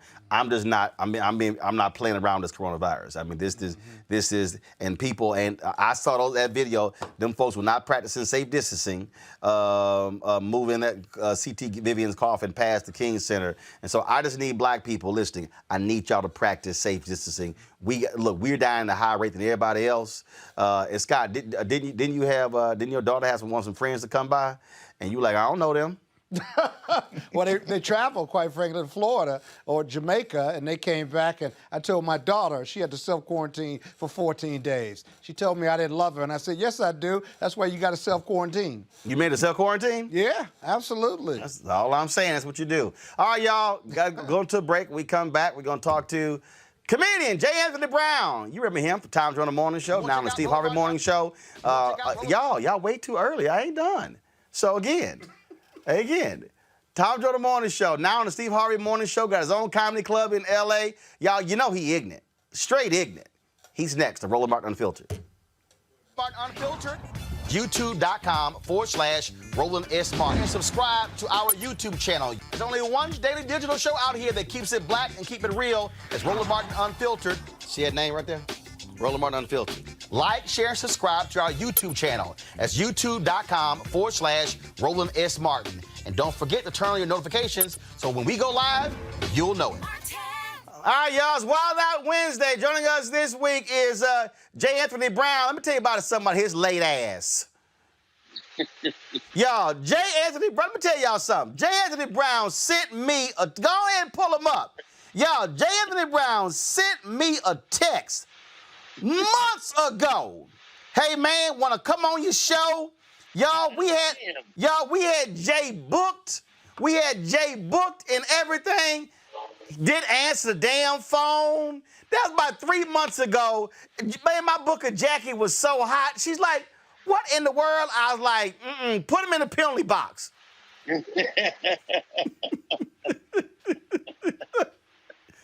And then finally he like, okay, I'm ready to come on last week. I'm like, was a Negro in quarantine for 3 months? I don't see Roland. Where is he? No. Here's the problem. We're on FaceTime, and so what happens is we're running the FaceTime through our control room, so you can't see me, but you can hear me. So pretend. I definitely hear you. So pretend you're on the damn radio. Okay, all right. So how you been handling this COVID-19 stuff, man? Man, I don't know. I mean, I'm staying away from regular people that I used to hang out with. They can't come around no more, man. I'm quarantined, and I'm at that. I got everything already, so I don't need to catch none. You know, I got high blood pressure, diabetes. I just got over cancer, so you got to stay away from me. You can't come around me at all, at all. So when folks say I'm mailing my vote in. When I vote, I'm gonna mail it in. You know. That's the way I'm doing it. I'm doing it that way. And when I do go out, I'm all masked up. I got on a hazmat suit right now just to talk to you. How you doing, man? Man, I'm good. We just sitting here, man, having fun. The show is going great. I'm proud of you, man, by stepping out there on your own and putting your own show together. And I'll be telling people all the time, the internet has changed the game. You don't have to wait for these big markets and these radio markets and these TV markets for you to put your products out there. If that's what you want to do, get you a camera, get you a mic, or just get you an iPhone and go to work. That's all you got to do. It's so simple now. Now let me tell y'all something. If y'all think I'm a gadget freak, there's no gadget known. J. Anthony Brown got more gadgets than me. I know y'all think I'm lying.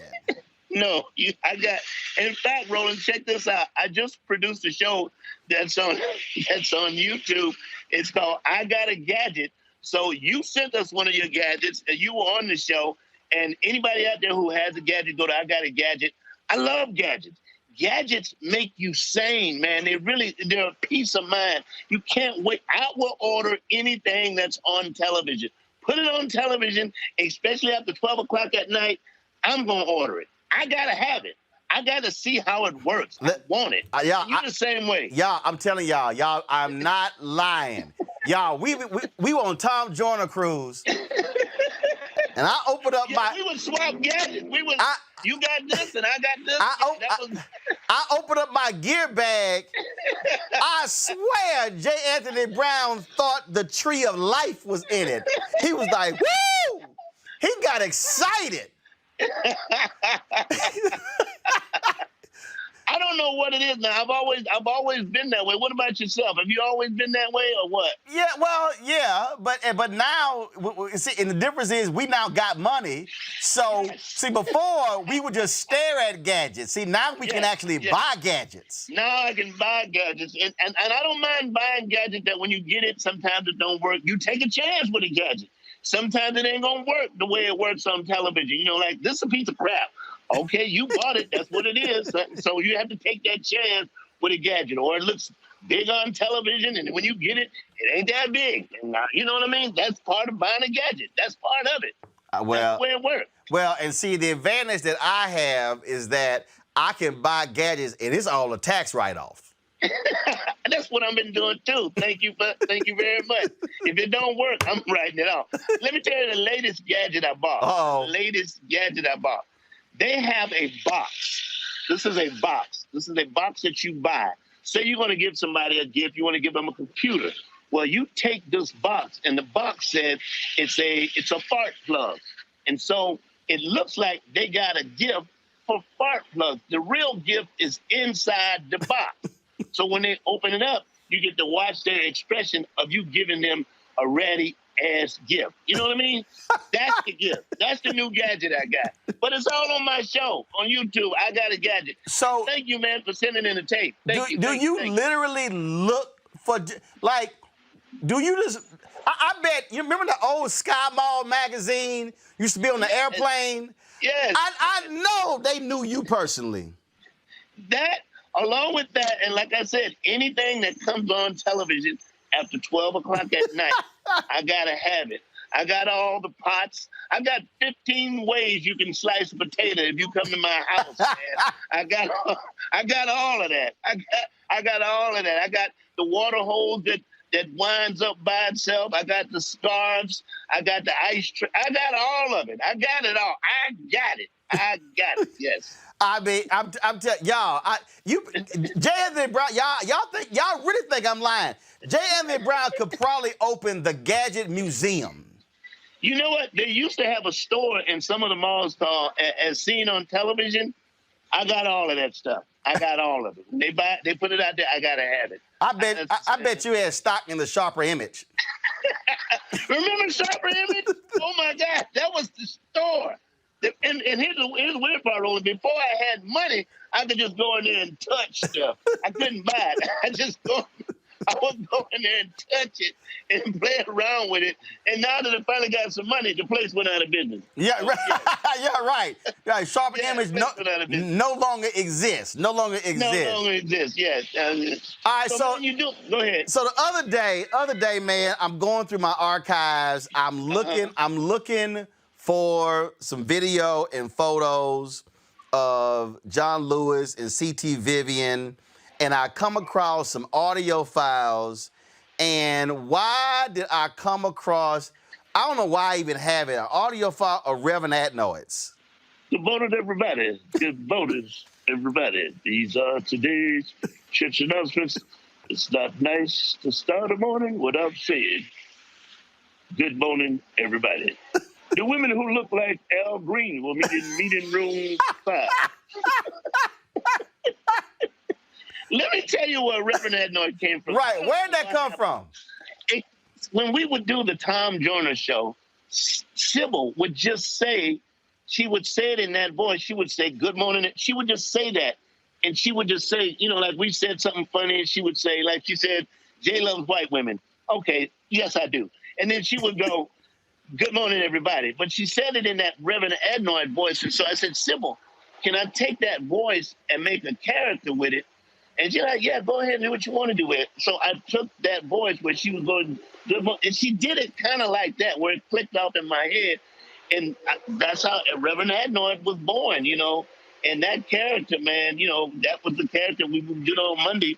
And he did church announcements, not church complaints, what Tommy does on the Steve Harvey show. Right. He does church announcements. So, yeah, that's where that character came from. Did you save all of those? Did you? I got a lot of them, and I have a book. I've published, I know not as many books as you have, but I have four books that I've published. The first book is the announcements of Reverend Adnoid. I also have the Shades of Brown by J. Anthony Brown. Shades of Brown by J. Anthony Brown. And check this out. It's the 50 Shades of Brown. It's just 50 Shades of Brown in the book. That's all that's in it. It's 50. It's 50. Roland, don't laugh. I'm serious. It's 50 Shades of Brown by J. Anthony Brown. So you have, a lot of people don't know, brown it has different levels. Yeah, it does. And it has 50 Shades of Brown by J. Anthony Brown. And I also have another book that I'm producing right now because I consider myself an artist. I have an art book coming out of all the hats that I drew. When I was doing the Tom Joyner show, I would doodle all the time. I just would draw. It looked like I would draw the same character. So the first book that comes out probably in the next 6 months is all these characters that I drew of just these characters in hats. It's about 100 of those. And then I produced, and I went to Comic-Con twice. For those of you who don't know what Comic-Con is a big convention that they have every year for people who are involved in the comic book area or superhero area. So I produced a character called Bitter Man. Bitter Man is a real superhero character who's totally against marriage. So I have a book of, I'm going to send you my stuff so next time I come on the show, you can hold it up and show everybody what I've done. So I have those 4 books, and the art book will be the next book that I publish. Now, let me explain something to y'all. Now, Jay, I told y'all Jay got gadgets. The only thing that comes second to Jay's gadgets is the amount of shit he sells. Do y'all understand? Jay is sold suits, hats, socks, hot sauce. Jay has art. I had some damn cufflinks of some J. Anthony Brown art. Y'all done heard his books. He got a comedy club. I mean, well, the rule of law is, Roland, you know this, is you should try to produce 7 streams of income. Oh yes. You should not just. My minimum is 5. My minimum is 5. Yeah. Yes. That's all you can probably keep up with. Sometimes you get, but you need to focus on at least 5 to 7 streams of income, so that when you grow older, you're not just depending on the money that you work with. You can sit back and you got maybe 400 coming here, or 200 coming here, or 300 coming here. That's what to me it's all about. So that's why I'm always constantly dabbling in different things. But the hot sauce is doing really, really well. It's on hotterthanamofo.com. Why are you laughing, Roland? Why are you laughing? Because the name is funny, hotter than a mofo. Now, the mofo stands for Mother's Food. What do you think it stands for? Yeah, okay, all right, okay. Yeah, okay. Mofo stands for Mother's Food. It stands for hotter than a mofo. I have habanero, peach and pepper, cayenne, garlic, and hotter than a mofo, which is very hot. And then Roland, I have nuts. So what I need you to do is try my nuts. Hello? Are you there? Roland? I ain't trying your damn nuts. I ain't trying your damn nuts. Oh, you gonna be like that? You don't eat planters nuts. I don't eat planters. I can't stand walnuts. I can't stand cashews. I can't stand almonds. I just train my brain to like pecans. Damn it. I got pecans. Yeah. Pecans come up under nuts. I mean, come on, don't be like that, Roland. Yeah. Don't be like that. No, I will be like that. I will be like that. First of all, I'm gonna go back to the Reverend Adnoise. You talking about a book? That gotta be an audio book. Yes, I'm gonna make it an audio book. That would be cool. Thank you for giving me that. Yeah, now you got a new damn thing. Yeah, I'm telling you that, because I'm telling you, it was hilarious. Because the beauty of it, they're evergreen, so it ain't like, It's right. It's right. It's definitely right. I'm telling you. Look, I would buy it. No, actually, you had to send it to me for free. But for free. But I'm telling you, I was sitting there and I was like, damn, I need to go find some more, because it was just too funny. It was absolutely too funny. All right, when did the whole singing thing with the what you call it, destroying a hit? Murder the Hits. Murder the Hits. Where did that come from? Okay. Let's see. Yolanda Starks, who was Tom Joyner's producer. I was performing at this club called Marriage Flat in Los Angeles. I was performing at the club Marriage Flat. And so at that particular time, Tom had all the people on his show who had a quote unquote, real good set on Def Jam. Anybody who just kind of stood out, that would be Bernie Mac, Steve Harvey, Adele Givens, some more, Ricky Harris, all the people who set just kind of stood out. And mine was one of them, because that's where I did the Watch Out There Now. So they contacted me to be on Tom Joyner's show. I did the show, just talking about comedy, yada, yada, kind of like we're doing right now. And then when I went off the air, I told Tom, I said, hey, man, I'd like to come on your show. And my dumb ass said, I'll be on there for free. That's what I said. Bad. But listen, here's my analogy about that. Behind that, free gets you in the door. Right. It really does, and a lot of people don't understand that. You kind of approach somebody sometimes and say, "How can I help you to get your foot in the door? You want to be a barber? Offer to clean up the barber shop for free. You want to be a hairstylist? Offer to clean up the hairstyle for free, or run errands for free. That gets you in the door." So free got me in the door. So I said, well, I want to be on every week. He said, well, I need another segment for Friday. What can you come up with? Come up with something that we can do every Friday. And at that time, I was working on KJLH, which is Stevie Wonder's station with Rico Reed, just on Fridays, a couple days a week. And we had this segment called J. Anthony Brown Murders the Hits. And I said, well, I can do these song parodies for you. And I said it again, Roland, I can give you a different one for free every week. I said, I come with a different song every week for free. That's how I got on the show, and that's what Murder the Hits. And since we've done them, I'm talking about 20 years, Roland. I must have 700 hits. Wow. More than that. Yeah, I think I recorded more songs than some of these average singers. I think I have. Hey, I'm telling you, it's all a part of, it's about being able to do different things. I got a couple more questions for you. I had done this, I did the Ebony Magazine comedy issue, and I asked you and a bunch of other people, who was the funniest non-comedian you knew? And I forgot. I think, was it a tailor or somebody you like? You said tell everybody who this cat was. The funniest, there's several. The funniest non-comedic person in my life was my Aunt Emily, who was very quiet until she started to drink. And when she started to drink, you got a completely different show.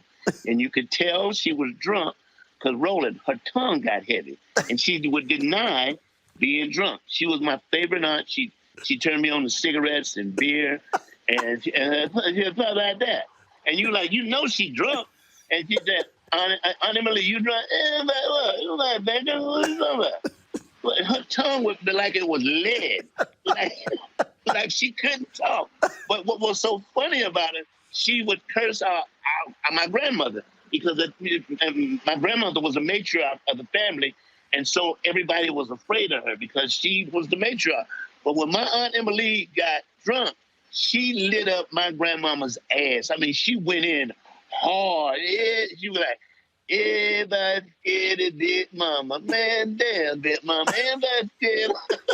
And you couldn't laugh, but she was one of the funniest people I know. My second funniest was probably another one. It's three. Another one was Kay Patterson, who was a history teacher, who really got me hip to Langston Hughes and poetry and stuff like that. But the absolute funniest was a guy that I worked for as a tailor. His name was Henry Taylor. His last name was Taylor. He owned a tailor shop, and he had the most successful business in Atlanta. But check this out, Roland.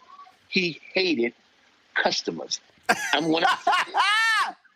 Roland, when I tell you the man, customers, because his thinking was customers are in the way of what I'm doing right now. And it was like a customer would come in and he'd go, damn. I mean, he would just go off like, damn, I ain't gonna finish this. He didn't make the connection when that was his way of life, was the customers. And he would say anything to them and hoping that they wouldn't come back. Because he had so much business. I mean, I worked for him for about maybe 3 or 4 years, but I remember some of the things he said to a customer. There was a large lady that came in that was getting a pair of pants fit, and he literally said, you need to keep your big ass still so I can mark these pants. Didn't care. He would mess up a product. Like he would clean clothes. Like he shrunk a guy's suede jacket, and his argument was, you shouldn't have brought it to me. He said that to the customer. He was like, you shouldn't have brought it to me. But the classic was what he said to me. I had been working for him for about almost 2 years, Roland. And we never had a day off, meaning we worked 6 days a week. And I said, hey, man, I've been here quite a while. I wonder if I could have a day off.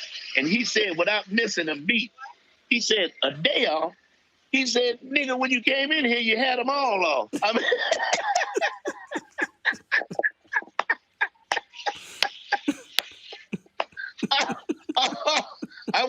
I went back to my sewing machine and sat down, Roland. So Henry, Kay Patterson, and my aunt, probably the funniest people who were not comedians I know. You had them all off. You had them all off. All right. So now the last thing we gotta clarify something for people. All these people. There are a lot of people. They would come up to me, man. I wish Tom and Jay would leave you alone about your ascots. I was in Nova Scotia, Canada, speaking at a business conference, and I put on the blue suit, the red tie. I walked down. The first question, yo, what ascot? And so I would explain to people, I said, y'all don't understand. Tom and Jay be talking that trash on the air, but Jay has sent me several photos of his ass wearing an ascot. I said, y'all ain't never seen him post it. I said, so y'all need to understand that's a bit. I said, but both, I said, they asses, I said, Jay wore ascot several times. But here's the thing that people don't know about an ascot. Once you put on an ascot, it elevates your education right away. People assume you know more than you really know. So I've always taken to heart that if your ass is real dumb, put on an ascot. Now you got to keep your mouth shut, but when people see you, they will think you very smart. But put on an ascot, and people will think you're very smart. Now, the thing with you, Roland, you are very smart. So we have given you so much trash about the ascot. I'm going to let it go because it's you. Here's the one thing I didn't really pick up. And you tried it, bless your heart, you tried to make it catch on. And it just didn't. The feather pocket squares. It just didn't catch on. No, here's the deal, though. Actually, here's the deal. It didn't catch on other people because I wasn't worried about other people, but actually it did catch on because my sister actually makes those and gets orders every month. Okay. So here's I stand corrected. So I'm gonna tell you what happened. First of all, the feather pocket square was a battle between me and Steve Harvey. We would have these pocket square battles at Essence every year. And then one year I said, I got something for your ass. And I remember taking a photo and I had all the ascots and the linen suits laid out and the feather pocket squares. Man, when I got to New Orleans, he was like, Steve thought I'd actually stuffed some feathers in my pocket. I was like, no, Steve, they were actually made. The pocket squares were made. But the thing that was a trip, all these folks were like, man, feather pocket squares, but Jay, the women loved it. They loved it. Bro, I'm at the White House. Okay. Christmas party. We in line. I got an ascot on. A fuchsia ascot. I got the pocket square. Obama, they call your name, Mr. and Mrs. Roland Martin. Obama goes, Roland, really? First the ascot, now the feather pocket square. He goes, really? Feathers? Now, mind you, Jay, while he talking, Michelle Obama is over here playing with the feather pocket square. There you go. And I turn to him, and I go, hold up, I turn to him and I go, see, this ain't for you. He was like, man, come on, take this photo. So that's the deal. Women love the feather pocket square. It's a winner. It's a winner. Now, my last question to you. Are you using chicken feathers, or do you not ever use chicken feathers? No, chicken feathers are not being used. No. Well, you have in as much chicken as we eat, Roland. you're really being disrespectful. I mean, this is just my opinion. You're really being disrespectful of not using chicken feathers. Well, I will let my sister know, and I'll keep that in mind. Okay, all right. I'll keep that in mind. Jay Anthony Brown, always a pleasure. Young man, you got a Cash App or anything? I got my hot sauce. Go to hotternthemofo.com to check out my hot sauce. Please order some, and please check out our online show hosted by my good friend, Mr. Ross Allen. It's called I Got a Gadget. Send us a gadget that you have. If we use it, we'll send you a T-shirt. Now, the sizes are only medium, large, extra large, and 3X. If your ass is bigger than that, give it to a friend, okay? Give it to a friend or lose some damn weight. There you go. Thank you, man. Jay, I appreciate it, man. Thanks a lot. Hey. Yeah. Come back sometime soon. Yeah, Jay. I really want to talk politics. That's what All right. Well, just don't wait 3 damn months. All right. The election is less than 100 days. All right. Okay. All right.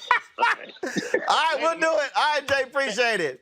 All right, y'all. See, this is why y'all got to support Roland Martin Unfiltered. You never know what in the heck we going to have on this show, the kind of conversations we going to have. I hope y'all enjoyed that. That's why we do Wild Out Wednesday, an opportunity for us to be able to have a little fun with our guest, Jay Anthony Brown. That boy a fool, y'all. I'm telling you. We used to, I'm telling y'all, we used to get together. Straight fool. All right, real quick here. I know we way over time. And so let me go ahead and read this here.